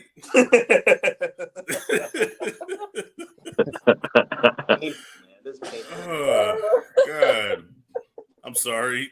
To any Harry Potter fan out there, I apologize. I know I'm insulting you right now. Oh, man. I'm not trying to. Oh. That's how I know, bro. You were not interested at all. That is. Oh, I've got tears over here. Now, in all fairness, that Prisoner of Azkaban, that was actually not too bad. The third one. Do you remember the guy's name they were hunting for? Yeah, that one? that's a lot of people's favorite. That's a good movie. I don't know, but he turned into a werewolf, didn't he? No, not well. What? Wait. His uncle's a werewolf. His uncle, Mouth, right? Sirius. Sirius. There you go. Yeah. And then Slughorn, not Slughorn. What's his name? That one teacher's a werewolf. I can't remember his name though, but yeah, that one teacher. Yeah, that's the one thing I remember about that one, the werewolf transformation, and the Professor Lupin or something like that. Yeah. See, that reminds me. Marvel Phase 4. I loved Werewolf by Night. I thought that was shot really well. Yes. That's a good one. Yeah. Yeah. So while we were talking about Marvel earlier. You know what? We can go back to Marvel. All right, so I'm ready to get off this Harry Potter shit, man. Y'all throwing fucking arrows at me right now. Oh man. Oh, hold on. Cinematic saying, Rashad, I've never seen any of the Harry Potter movies as well. Hey, look at that. You ain't missing much, G. You know, and knowing how much you love, like you like a lot of martial arts and action movies. The Harry Potter movies are not for you, bro. Trust me. Hey, sorry, Rashad, you're not alone. My dad used to tease me all the time when I was a little kid when I used to watch them. He goes, "It looks so stupid. I would never watch that crap." That's what I was Yeah, I can't. Now my son is showing interest because me and my son, we watched Perez's review of the Half-Blood Prince. And he got a kick out of Perez verbally thrashing me. And he was taking, like, as Perez was talking about it, he was taking interest, like, oh, okay, so that sounds good. So he was like asking questions. I'm like, bro, I don't know. I said, listen to the review. I can't tell you nothing about this. So funny. Now, and he just looks at me and he's like, I'm like, I feel you, man. Have a good night. Oh, man. So funny. Well, oh, man. Well, like I said, well, my son is taking interest now because of Perez's take on it. So now my son wants to see the movies. I'm not going to show it to him. He can watch that on his own. Oh, come on, bro. You gotta show him at least one that you like. He didn't like any of them. No. Rashad, I think you should show your son all the Harry Potter movies, and we'll get you on for a Harry Potter quiz after you've seen them. No, he can watch that on, like, dude, go to HBO Max, watch it on your own. I'm not showing you nothing. Now, if you come over here, we'll watch Marvel, we'll watch Star Wars. Matter of fact, we just started the Clone Wars yesterday. We'll watch that, but yes. I ain't watching Harry Potter. Yeah. Awesome. I love Clone Wars and Rebels. Mm-hmm. Yeah. Yeah, Rebels is next. Once we get through Clone Wars, we're gonna get on Rebels. Nice. Yeah. Don't rush through Clone Wars though. It's so good. Like, soak it in. It's really good. Yeah. Yeah. Beautiful storytelling. Well, I think Rashad's already seen Clone Wars, right? I have, but my son, he's taking the interest because I took him to see the 40th anniversary of Return of the Jedi. So after that, he's like, his ears perked up, like, I want to see the rest of them. So we watched the 6 movies. I haven't showed him the sequel trilogy yet. We watched episode 1 through 6. And so I got him to watch, because at first he didn't want to watch Clone Wars. But I said, well, Darth Maul, everybody's seen Phantom Menace, correct? Yes. Yep. Yeah. I said, Darth Maul survived. He said, what? So I started out showing him the Darth Maul episode where he came back. And then from there, I want to start from the beginning. So I started out with that episode, and now we're on the first season. Oh, that's awesome. Mm-hmm. So I had to use Darth Maul to reel him in. Like, okay, the show's good. See, Darth Maul lived. Rebels was one of those first things I reviewed on my YouTube channel, like whenever the first episode came out. And it was like in my early days where I hadn't committed to doing a channel. It was just like, oh, this will be fun. I'll talk about this. And it turned out I was the first person to review the toys for Rebels on YouTube. So that was like, I was like maybe 8 episodes into my channel, and that had like 50,000 views. And people were like, oh my God, the toy, like they're freaking out. Like, who's that character? Who's that? And I was like, oh my God, I got to follow this energy. And then anytime I did a Star Wars episode after that, no views. Wow. And I was like, oh man, like, I was like, okay. So I kind of like leaned away from Star Wars content after that. I was like, damn, but I still loved Rebels, and I still have all those figures and stuff just for, because it reminds me of this channel. Star Wars content doesn't do good on YouTube unless you're Star Wars Theory. Like that guy can talk anything Star Wars. It gets like 1 million views, but I stopped doing Star Wars content as well because it just nobody watches it. Yeah, same with DC. I used to do a DC show, and it didn't really get a lot of views either. And it's not that I'm just here for views. It's just the more busy my real life gets, the less time I have for YouTube, because this has always been just like a fun hobby. And so it's like, okay, well, if I'm gonna not sleep one night and stay up and make videos, I'd rather it do something that people kind of are interested in, Right. Exactly. We all make those decisions. Right. Yep. And man, I mean, as we said before, 780 plus episodes of Venom. I clearly won't stop doing that. My plan is to get to 1,000 episodes, but if they keep making movies, then because when we started this, I reacted to a black and white video of Tom Hardy doing kickboxing, like training for the role, and they had just announced him as Venom, and so I was like, all right, cool, like I'll follow this, but this probably isn't going to get more than one movie. And boy, was I wrong about that. Like, holy cow. And now there's more stuff coming that's outside just that the regular Venom movies that will be involved. So it's like, there's a lot. Like, I'm like, man, my channel's, I'm going to easily get to episode 1000. I'll tell you that. Yeah, there's that much stuff, as you mentioned. Yeah, 100%. Yeah, and then when those guys like follow you, like, you know, like Tom and Kelly and those people, like she's the writer and director of the third one. Like when they like have an interest in what you're putting out too, it's kind of like, oh wow, that's awesome. Like, I never thought I'd get their attention, and here, you know, I met them numerous times, so, or at least enough to get them like footage of them saying, hey, you're watching the Venom vlog, you know. So to have Tom Hardy be like, you're watching the Venom vlog, I'm like, that's just nice. It's just like makes the show even like, oh yeah, I'll kill myself doing the show. I don't care. I love it. Nice. I'm just waiting to see. I'm just waiting to see a Venom movie where finally we get to see Venom and Spider-Man like go at it for real, not like what they did in Spider-Man 3, like an actual like how they got down in the comics. You know what I mean? Well, you know, sure you'll see that very sooner than later, I'm sure. What you think about Carnage though? Because people didn't like that one either, and I thought it was for what it was. I thought it was cool. You know. Yeah, these movies aren't like the first one. It did what it was supposed to, which was it proved that Venom's a household name, and then that movie made like almost $900 million off a $100 million budget. Like, it's insane how well that movie did. So it made sense. The second one didn't do as well because it didn't release in China like a lot of movies didn't during COVID. Because otherwise it would have landed somewhere around the same 800 or 900 million. But I still like the second one because I like Woody Harrelson. And I think they do a good job casting these movies. It's just some other areas where there needs to be maybe some improvements or where my criticisms are. But with Kelly now writing and directing the third one, and Tom having had brainstormed the story with her, I feel like this third one, whether we like it or not, is going to be like their ideal Venom movie, you know? And so for that reason, it's kind of like when people were talking about Snyder Cut and stuff, like they wanted to see his true vision. I feel like this third movie is their true vision of what a Venom movie will be, because they're producers and directors and writers, so they can like fight off interference a little bit better, you know? So I'm looking forward to the third one just for that sake too. Yeah, because I think with Carnage, what went wrong was the rating. I feel like if you're gonna do a Venom movie about Carnage, it needs to be rated R, because like Carnage is no joke, man. And I think they made a Venom a little too slapstick also. Like, we're talking about, you know, Lethal Protector, like this dude bites off heads and shit. And they kind of made him like a Jim Carrey-ish type of hyperactive superhero, you know what I mean? So, well, yeah, you know, kind of dial it back with the slapstick, give us more violence. I 1000% disagree with you, because every Carnage story you've ever read has been PG or PG-13.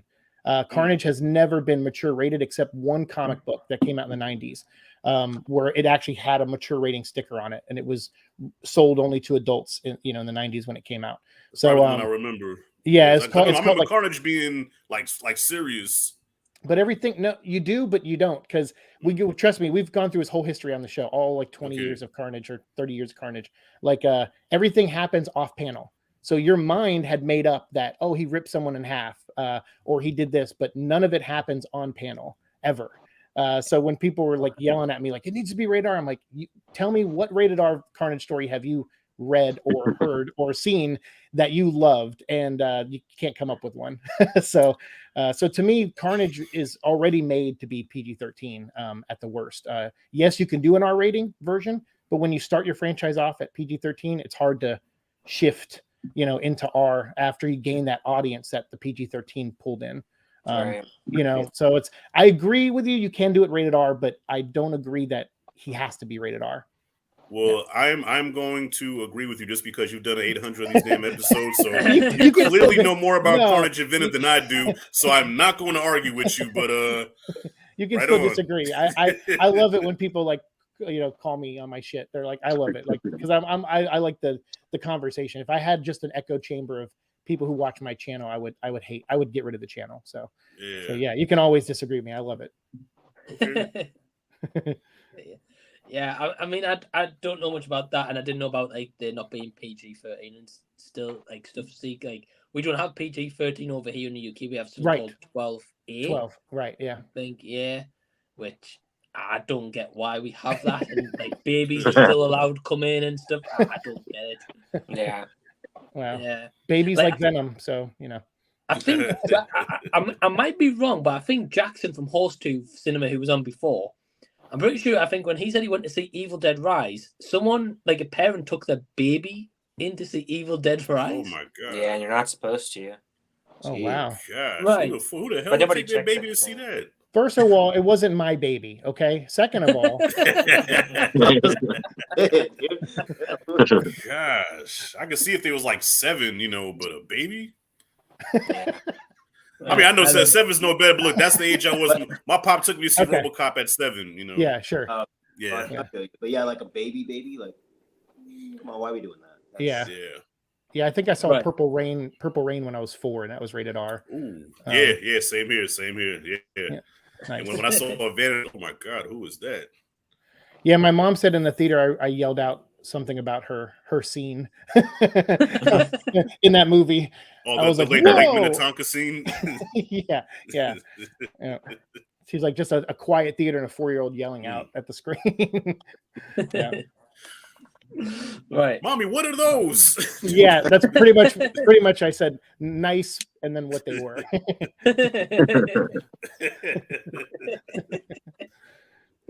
Oh, you never know. Cinematic saying, Big Rob, I find you're lacking faith in cherries disturbing. Man, I'm sorry. I'm Oh, from shit. cherries, all right? Prefer my pineapples. I'm sorry. Danny Duke saying, hey to you all, hope you're all good. So hey Danny. Hey, Danny. Hope you're well, man. So, We've got Cy Robson saying, hey guys, sorry I'm late. I've just got back from watching the 35th anniversary screening of They Live. It's awesome to see on the Hey. big screen. Very good Hey, movie. great movie. Very good movie. Well, thanks for Oh, tuning in. man. I hope you enjoyed the movie, man. I remember you saying, I think last week you're going to go see that on the big screen. So that's awesome. Yeah, Hey, that movie was before its time, man. Yeah, it was way before its time. I'm sorry to interrupt. I don't know if you saw these questions, Mike, but there was someone who asked about what villain we'd like to see in the next Spider-Man and what villain we'd like to see in the next Superman. Yeah, I'm getting to those questions. Okay. It's a bit jumbled on my screen. Okay, gotcha. I was like, you're not ignored. We're coming, man. We're coming. We're coming, don't worry. No, They Live's a great movie. I got to rewatch that. Yeah, This is a good movie. Yeah. Yeah, flopped at the box office though, big time. I remember when it came out and it was like in and out the theaters, like quick. Wow. Yeah. And back then, movies stayed in theaters for a while, like sometimes a whole year. For people who are too young to remember that. Well, listen, and also the struggle of when a movie did leave the theater, you had to wait like 3 or 4 months to like see it on tape, on video. Well, Batman changed that. Like Batman was the first one that came out that soon because usually you'd wait almost a year. Yeah. And I think Batman was the first one. They're like, screw it, we're releasing this on VHS for like $25, and everyone was like, what? Because before that, I think you basically had to steal it from Blockbuster if you wanted it for less than $100. So yeah, because Batman, I think they dropped the video at Christmas, right? Christmas that same year. Yep. Yeah. That was one of my Christmas gifts. I was like, Batman, I'm about to wear this tape out. And I did. And we did. That's right. Yeah, man. It's crazy. I remember the VHS tapes as well. Mm-hmm. Yeah, I'm old. Jason's adding in, I don't want to cry and baby in the theater when I'm watching Margot Robbie take. Agreed. That's fair. That's fair. You're right. You don't. No, true. Right. So we have got some comments from earlier, but just before we do, because I've seen a couple at the bottom here, I'm just going to go one. I think this is an interesting one, especially for maybe Zeke. Perez is asking, what is your favorite depiction of Venom? Movies, animated video games, comics, etc. Well, I would say I like Tom's portrayal of Venom of this. The thing that to get Venom right for me is to get Eddie Brock right, because the symbiote is like, okay, it's a symbiote from outer space, and it's messing with your emotions, or it's adapting to your emotions and that kind of thing. But getting Eddie is like the key. And I think even though it's a slightly different take on Eddie, it is based on one that comes from Lethal Protector and some of these 90s miniseries where he Eddie is a goofball. I mean, this is a guy who used to have a mullet in the comic books. You know, like he's kind of overconfident. His sense of right and wrong, like that compass, is a little off. You know, and I think as long as you get those elements right about Eddie, I mean, let's not forget he's the guy who went to he lied at his job to write a news report about the one of the supervillains, Sin Eater or someone, and Spider-Man caught the real Sin Eater, and Eddie was writing reports saying he was talking to someone who was claiming to be Sin Eater, and it turned out he was talking to a fraud. And so because Spider-Man caught the real bad guy, Eddie lost his job because he got canceled basically. You know, they called him a liar. They got rid of him at the newspaper that he worked at, and he developed a hatred for Spider-Man. And then when he found out he was Peter, his hatred grew. But he was a guy who went to church, and the reason he's in that church in the comic books where the symbiote fell on him is because he went there to ask God for forgiveness because he was going to commit suicide. And so when you have a guy who's that down on his luck, who misdirects his anger that much, who doesn't take responsibility sometimes for his own actions, I think those are all things that make him relatable as an everyman. And if you get that right, and then you add the symbiote on top, and you do an odd couple kind of relationship like they do in the movies where they're both losers, one's from outer space and one's from Earth, and they're just kind of have to put up with each other because they're perfect matches. There's something fun about that. And so to me, I like the movie version on that level. And then, and as far as the comics visually, I like the Venom, the Madness, where he has all the extra heads growing out of his back. And there's just like 10 heads on, coming out of his shoulders. Just visually, it just looks amazing. So yeah, I have a lot of favorite versions, but I would say those two are up in the top 5. What about, do you guys have a favorite Venom? Who's gonna go after that? I left the animated series. I left the animated series open for one of you guys. So. Oh yeah, that's definitely one that's key too. Because when the '90s were happening, like the animated series was always something I would return to. So that Venom is like one that sticks in my mind. But I know a lot of people talk crap about him, but I think Topher Grace, like I don't think he did that bad in Spider-Man 3 in terms of a performance. Yes, I just think it's. The Venom character kind of felt forced in the Spider-Man 3 movie. And even Sam Raimi came out and said, we didn't want to do Venom yet. We were waiting till the 4th film and we wanted to do that. So I think that's one reason why it felt that way. But I think overall the performance, I think Topher Grace, like how you were saying in terms of where he came from and how he was religious and all those aspects, you can kind of see that in that character in Spider-Man 3. Shit. Yeah. My spider sense is tingling if you know what I'm talking about. No, I'll agree. I do like Topher Grace as Eddie. Yeah. I wasn't a big fan of him. I'd have to say the animated series for me because I loved watching the animated series when I was young. The several ones that they have, obviously. But as Eddie, Topher Grace did good. Tom Hardy is pretty good too. But again, bro, Zeke, you were beautiful with that. Yeah. I can't top that. Yeah. Thanks. Right. Thanks for the question, Anthony. Yeah, for real. Yeah. Yeah, I agree. But I just want to quickly add in, I agree with you though, Norin, like with Topher Grace. I think he gets too much flack for like what he was given. Right. Yeah. Ultimately, he was given a script and he was told what to say, what to do. Did you ever see the interview with him where he says, he's like, when they cast him, he was like, I'm not the right guy for this. And and they said, well, we're going to do a slightly different version of Eddie in this, where he's not the gym junkie and all that. And he said, oh, okay, well then, yeah, I guess I'll give it a shot. And then he auditioned and got it. But he said up front, he was like, no, get someone bigger than me. And they were like, no, we want a good actor too. So, and I think you guys are right. For what he was given, he did okay with it. Well, that's what kind of threw me off because that's the version of Venom that I remember most, like the jacked Venom that was like always pumping iron and he was just always bitter, just a knucklehead. Yeah. And Topher Grace is like the opposite of that. So I'm like, that's Eddie Brock. Oh, man. Yeah, for sure. Yeah, they make him kind of a creeper in that movie because he's like saying that he dates Gwen when they only went for coffee once. So he's kind of like but again, that shows that he has that broken compass of like what's right. And so it's, again, they're portraying an aspect of Eddie properly. You know? Right. But at the same time, even in that movie, like they give the reason why things like that, because obviously, Peter's with Mary Jane. And all of a sudden, his girl, who he thinks his girl, Gwen's hitting on him. Right. And it's like, well, hold on. Yeah, right. And then, as you mentioned, those like with the backstory of Eddie Brock, where he loses his job, that was portrayed in the movie. Spider-Man Right, exactly. 3. And like the church scene was betrayed to an extent in the third one. Yeah, I just think it gets too much flack. I think he does, to be fair, but yeah. And when Tom Hardy got cast, he was the first person to come out and say, "Oh, I can't wait to watch this movie because Tom Hardy is going to kill it." So like, also a class act. I mean, that's a you don't have to say those things, you know, like because I know you get asses when you do red carpet interviews, like, "Hey, so did you hear there's a new Superman?" And probably, you know, one day Henry Cavill's going to be like, "Yeah, okay," you know. But Topher was like, "Yeah, I know it's Tom Hardy. I'm so excited to watch the film." So I thought that was cool of Topher to respond like that. He seems like a cool guy. Definitely, and he's a fan. He goes, "I'm a Spider-Man fan." So yeah, right, yeah. And hopefully, who knows? Maybe you'll see him again one day with all the multiverse stuff. You never know. Maybe you'll hear his voice in something at one point. You never know. I would like to see that, but I know Rashad won't. I wasn't a fan at all. I mean, just from the Venom, I remember watching and then seeing him talking about, "Hey, Tiger." I'm like, dude, why are you talking like that? I'm like, that's not Venom. Yeah. Right.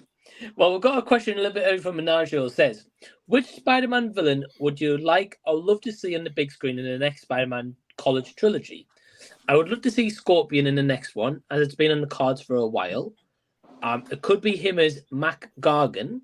I was introduced to be set up in the end credits of Homecoming. Okay, good question. Yeah, that one, because that's like I think that's the only Spider-Man villain we haven't seen yet is Scorpion, right?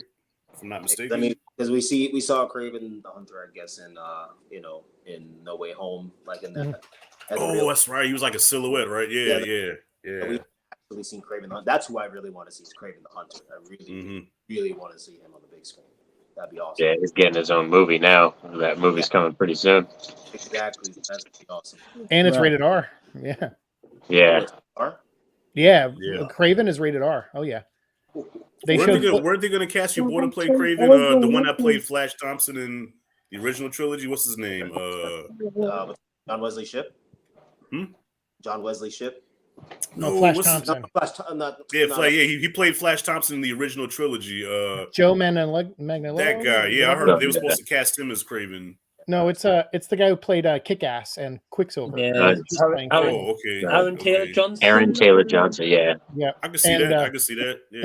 They showed footage at CinemaCon recently, and he like chews somebody's eyeball out of their head and spits it out. So they were saying like they're like, yeah, it's a hard R like for this movie, which is interesting because I'm like, why this one? Like Morbius, Venom, like you said earlier, like any of them could have been R. I get why Venom wasn't, because it's more of a household name. They wanted to make more, reach a wider audience, but Kraven, I'm like, well, it's to me it shows Sony maybe is learning a lesson where they're like, hey, this is a niche character, so let's aim for a niche audience, and spend less money on it and make more money. So I hope that's the case. But they said it's like John Wick level violence, only he's like chewing eyeballs out of people's heads and stuff.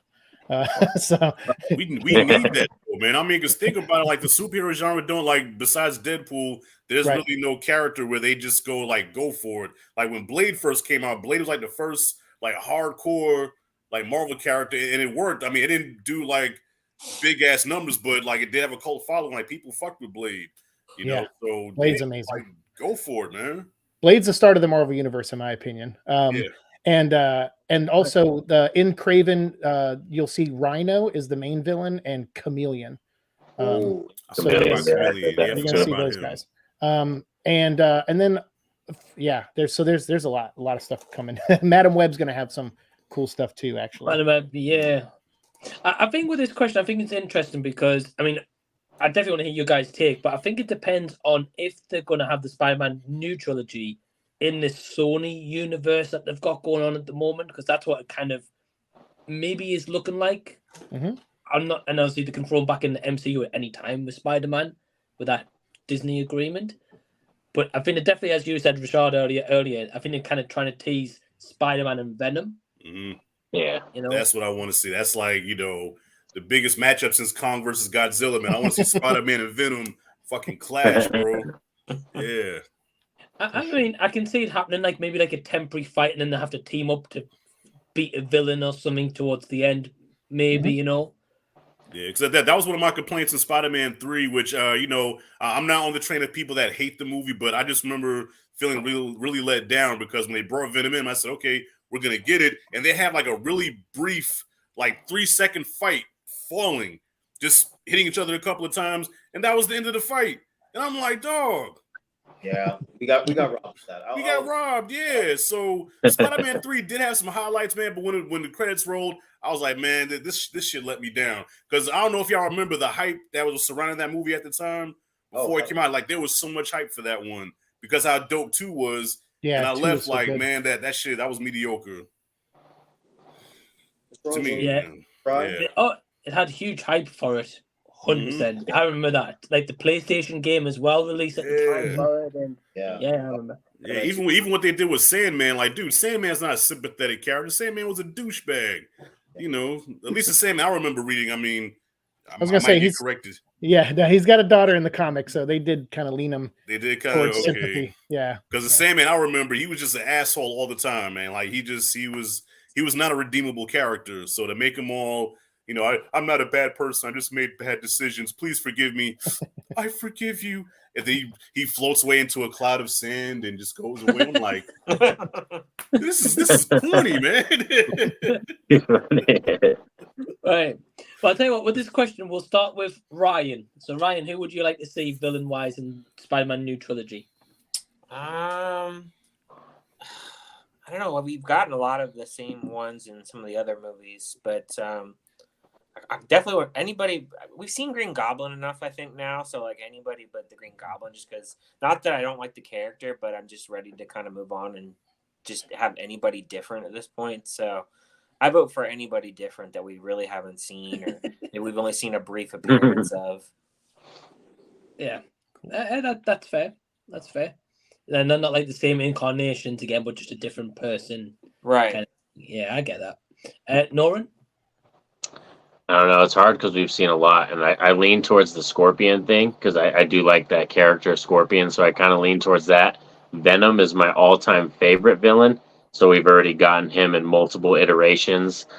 I'm trying to think if there's any other ones. To be honest, I would love to see this happen, but I don't think it's going to happen anytime soon, is Punisher cross paths with Spider-Man, because we've known it's happened, and it has happened in the series and the comics, and they do some great storylines when Punisher and Spider-Man cross paths. Agreed. Right. Yeah. Punisher's first appearance in comics was in a Spider-Man issue. That's right. Mm-hmm. Yeah. Sweet. Wow. Rob? Honestly, we've seen, as Ryan said, we've seen a lot already, and I know I said Craven, even though we got a movie coming out, but I would love to see some smaller ones like Black Cat get involved, Kingpin get involved. Nice. We've seen, I guess, what's it called in The Amazing Spider-Man 2, or was it Hobgoblin that was in? Was it supposed to be? So I would love to see like more of the Hobgoblin too, but I definitely want to see like Kingpin, Black Cat. Just bring in some randoms, because Spider-Man is just like Batman in DC. Yeah. So many different villains and unique villains. So does Spider-Man. That's why I love Spider-Man so much. One of them, because he's got so many unique and different villains. So yeah, I would say between like Kingpin, Black Cat, I'll go left field. Right. That's fair. That's fair. Rashad? Scorpion, a better version of the Rhino, not what we've seen in Amazing Spider-Man 2. But the one that I forgot about was Chameleon. Yeah, I'd like to see him too. Like I think he's probably the only one we haven't seen at all. So yeah, those are my picks. Oh, awesome. And Zeke, what about you? I'm about to out left field your left field, Rob. I want to see Big Wheel. Big Wheel is one of those. Big Wheel. He's one of those cheesy villains my friend and I always talk about. There was a Spider-Man screenplay back in 2007-8 that I actually wrote with 2 other writers, and it was right before the strike, and they weren't sure if Sam Raimi was going to come back. It was after the 3rd movie came out, and we wrote a script with it opened with Mysterio, and we put Bruce Campbell, like we wanted Bruce Campbell to play Mysterio in the cameo part, and then it had Craven and Lizard were the 2 villains, and then at the end you found out that one of the characters in the movie the whole time was Chameleon, and he's building the Sinister Six. So that was something we wrote way back then, but I always wanted to put Big Wheel in that as like a cameo. He's just a kid who like has this giant like Stark Tech kind of hamster wheel, and he just kind of cruises through New York on it and destroying everything and robbing banks. And I just thought for a visual, like I would love to see that in an Insomniac video game, because a visual and chasing him through the streets, I think would be a lot of fun. But in all seriousness, I think because as fun as Big Wheel would be, there's so many with Spider-Man. Like I have a theory, so I'll say this one, and this will be my answer. As everyone caught up on Endgame and all the No Way Home and all that stuff. Yep. So as you know, a sliver of the symbiote is left in the MCU now because of Eddie. So I was wondering, well, at the end of Let There Be Carnage, he eats Carnage. So how are we sure that that's the Venom symbiote that escaped and not the Carnage symbiote, or a sliver of the Carnage symbiote that escaped? And if that's the case, then I would love to see Spider Carnage, where Spider-Man bonds with the Carnage symbiote, and he's the threat that people have to stop. That's what I'd like to see. That'll be fire. Yeah, I think that'll be fire right there. And that would amp up that Venom and Spider-Man fight really good. Yeah, that's a good answer right there. Wow. Yeah. Spider Carnage. I'll never get my wish, but I'm gonna keep wishing for it. Hey, never say never, bro. That's true. They've done everything else, so why not? Right. Yeah. I think that would be pretty cool. I'm familiar with Spider Carnage from like the video games back when. Yeah. That's because I've never read the comics, so that's my interpretation of it. That's kind in of the comics, he actually bonds to Spider-Man's clone, Ben Reilly, but it's still a cool look because they ended up doing it in the Spider-Man animated series. He was the final, enemy that they fought in the Spider-Man animated series. It was a Peter Parker that bonded with Carnage. So, yeah. Wow. And as you said, it would definitely make sense for that build up in that fight as well, and going to see Spider-Man and because now Venom has to go get his symbiote back. So it's like, all right, let's do this. Spider Carnage versus Venom. Nice. Yeah. That would be cool. But it depends if they would go that route to make Spider-Man a villain, so to say. Yeah, sure. That's true. But Tom Holland has he's a really good Peter Parker. So just for range as him as an actor, I'd like to see him kind of temporarily be a villain. It would be neat to see, I think, because he's such a good guy. And especially with like his acting in No Way Home, definitely elevate his Peter Parker performances. Yeah. Yeah, the Carnage can build off that grief over Aunt May. Right.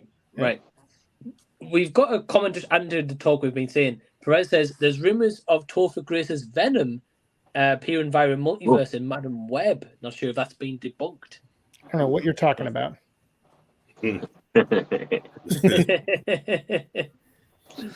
Wow. Okay. It's been debunked. I heard that rumor too, though. But yeah, I think it's been debunked. Debunked. Okay.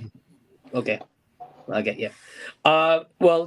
Viewer Drew says, what movie live action Spider-Man villain do you think has the worst design? I think Day Dehan Goblin has the worst design of any Spider-Man movie villain. Yeah, that and Rhino are. I was about to say, words up my mouth. I was going to say the Rhino. Yeah. Yeah, that's mine too. Rhino. And they're in the same movie, but that has probably one of the best Spider-Man costumes in any movie. I feel like I love his costume, the Spider costume in that movie. Yeah. Right. Yeah, I'm gonna go Rhino. It's just why he's so ill placed and just terrible looking. Yeah. And they saved it for the end of the movie. Like the trailer made it look like he was gonna play a bigger part, but then he appears all the way at the end. Like the fuck, and then roll credits. Yeah, right. And then obviously we never got the third one. So, Brad saying, "I'm happy to hear the rumor was debunked." Cinematic saying, "Venom, the Spider-Man animated series." Yes, for him. Facts. Love that. I get you. We've also got. Let's have a look. Menaggio was saying, "Which Superman villain would you like to see in James Gunn's new DCU?" I would have to go with Brainiac, and it's a shame we will never know how Brainiac would have looked like in Man of Steel 2 is cancelled. I think Rob wants to take this one. Yeah, go on, Rob. No, to be honest, I really would love to see Brainiac because there's some DC animated stuff that I've been watching and rewatching because of the stuff that I want to do on the channel with it. And I would love to see the Legion of Superheroes get involved and like the futuristic Brainiac like getting involved as well, because there's like this whole thing that happens and it's just so amazing. And I love the whole idea of Brainiac, him as a villain.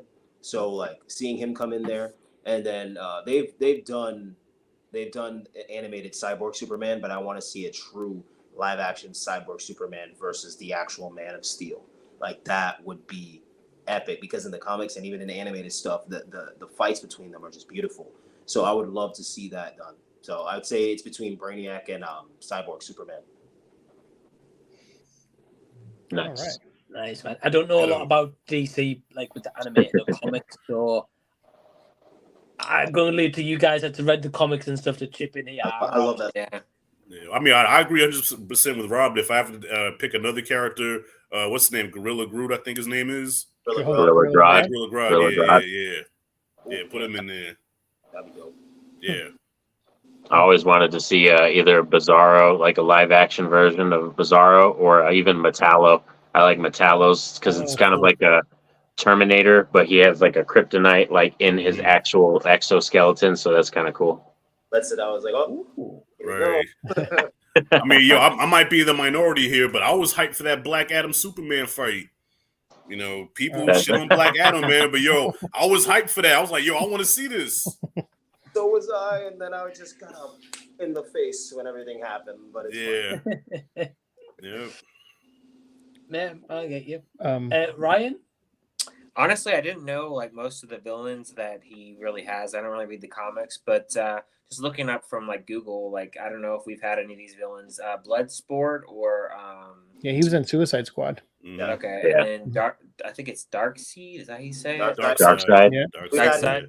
Animated stuff and comics, but I would love to see them truly, It looks like a really like dark like thing they could do with him or something, but I don't know. Yeah, well, didn't Bloodsport go to jail for shooting Superman with a kryptonite bullet in the movie? That's what they said in the movie. Yep. Yeah. Right. And then Darkseid was in the Zack Snyder Snyder cut. Yeah. He was in the Snyder cut. Another good villain would be Mongol. I was gonna say Mongol with the misery plant or whatever it is, because that story, the man who has everything, is amazing. Where Superman wakes up and he's back on Krypton. He's got a wife and kid, and and he's like, oh, okay, am I not on Earth? Like, what, does this planet never blow up? And it's because it's because the Black Mercy is like strapped to his chest, like feeding him a fake memory. It's really good. I would say Mongol would be a good one, and Parasite. I really like that character. He can like suck Superman's powers away. So then you can get scenes with a depowered Superman, which would be fun for like the Clark Kent moments. But cool. I think those are what everyone here said, like all good. I love Superman, so anything. Yeah. Well, and even though they've already done it, but like they can reboot it and do it again. But the whole Doomsday story, because that Death of Superman graphic novel is like one of the illest graphic novels I ever read. So if they can do that again and have Superman and Doomsday go at it, that'll be dope.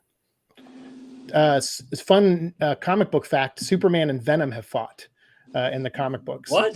Yeah, there's in the 90s there was a series called Marvel versus DC, and in the first series Batman and Venom fought for like one page, and then in the second series called All Access, an entire issue was dedicated to Superman fighting Venom. And it was awesome. Well, how did that turn out? Well, Superman actually needed Spider-Man to win. It's just because it's because he didn't, it was just brute on brute strength, but Superman was also just come back from the dead at that point, so he wasn't like full powered also. Right. Good stuff. Wow. We've covered everything on the show. I told you. I've learned a lot about comics tonight. I never knew about that one. Yeah. I'm going to be like, hey, did you know that Superman fought Venom? Wow, that's mind blown, guys.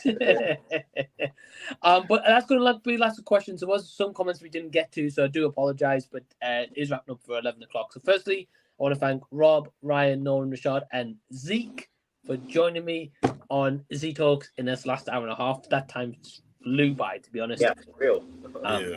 Probably Rashad's explanation of Harry Potter, I think. Look, I'm done talking about it. I don't want to talk about Harry Potter no more. Yeah.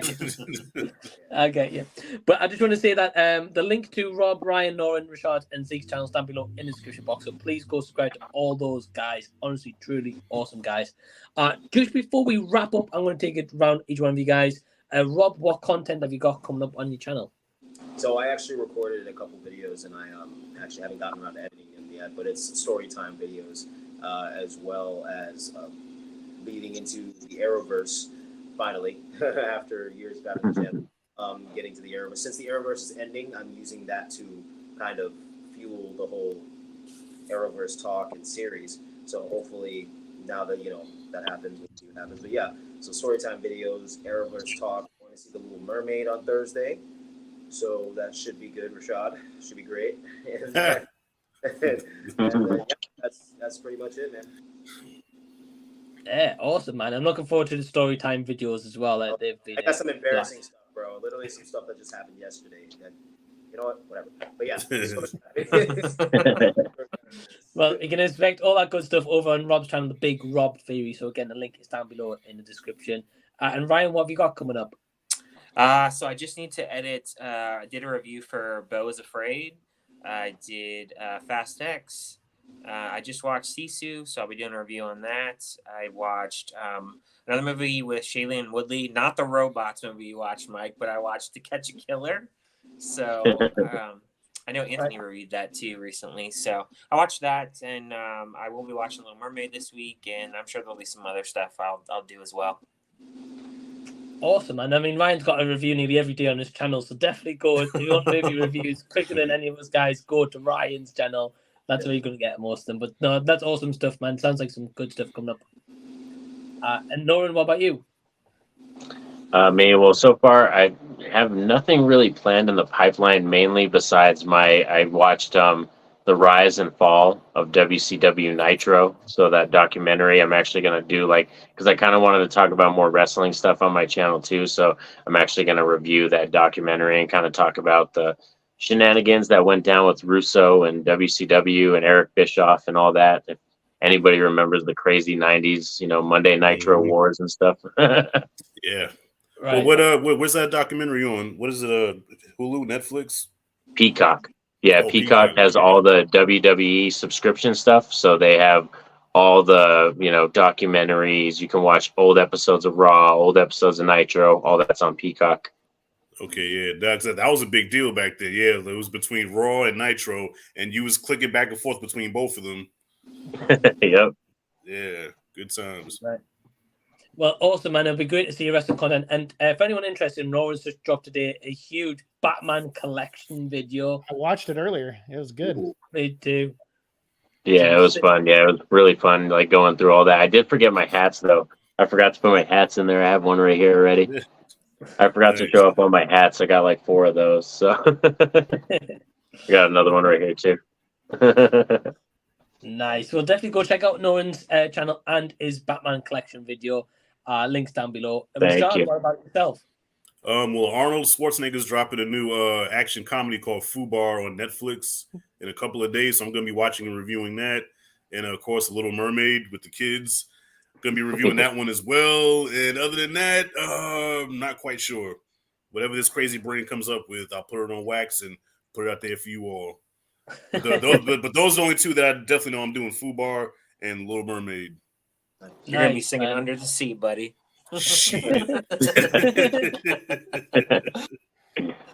Right. Well, we'll see Rashad's reaction to Little Mermaid when he drops a review. So definitely go check out Rashad. Yeah. Links down below in the description. And finally, last but not least, Zeke, what about yourself, man? Well, I've just uploaded an episode about the writer's strike and how it could affect Venom 3 filming. So I talked a little bit about that. And then I have more videos coming up regarding Venom. We're counting down to our 800th episode where I challenged viewers of my channel to create their own version of Venom. And I'm going to do a whole episode. I drew, I made my version of Venom, Hobie Brown, who is Spider-Punk / Prowler from the comic books. I made him my Venom. And so we all came up with our own version of Venom, and I'm going to do an episode dedicated to all the parasites. That's what I call people who watch my channel. And so it's an episode dedicated to them because we all love Venom and they've been with me for so long. So you're going to hear all of our versions of Venom from the multiverse. And then after that, yeah, we got this is the summer of symbiote, so there's a lot of comic book Venom stuff going on right now, especially with Carnage. So I'm following all that, and then and you'll see a lot of Spider-Verse shorts because I just did a lot of stuff with Burger King, including some of their digital app stuff. So you'll start seeing some shorts coming up soon on my channel. Yeah, sweet. Yeah, that's awesome. And also on Zeke's channel, you just have a Parasite podcast as well. Yes, and you're all invited. I'd love to have all of you guys on at some point. Nice. So absolutely. So yeah, we'll touch base. I'll get your info from Mike. Right. Yeah, man. Drop me a message. I will. Awesome. But yeah, so Zeke's channel is down below in the description box. So again, please go subscribe to all my guests. I want to thank all you guys watching live right now or after the fact. And until next time, we will see you later. Bye, everyone. Easy, guys. Bye.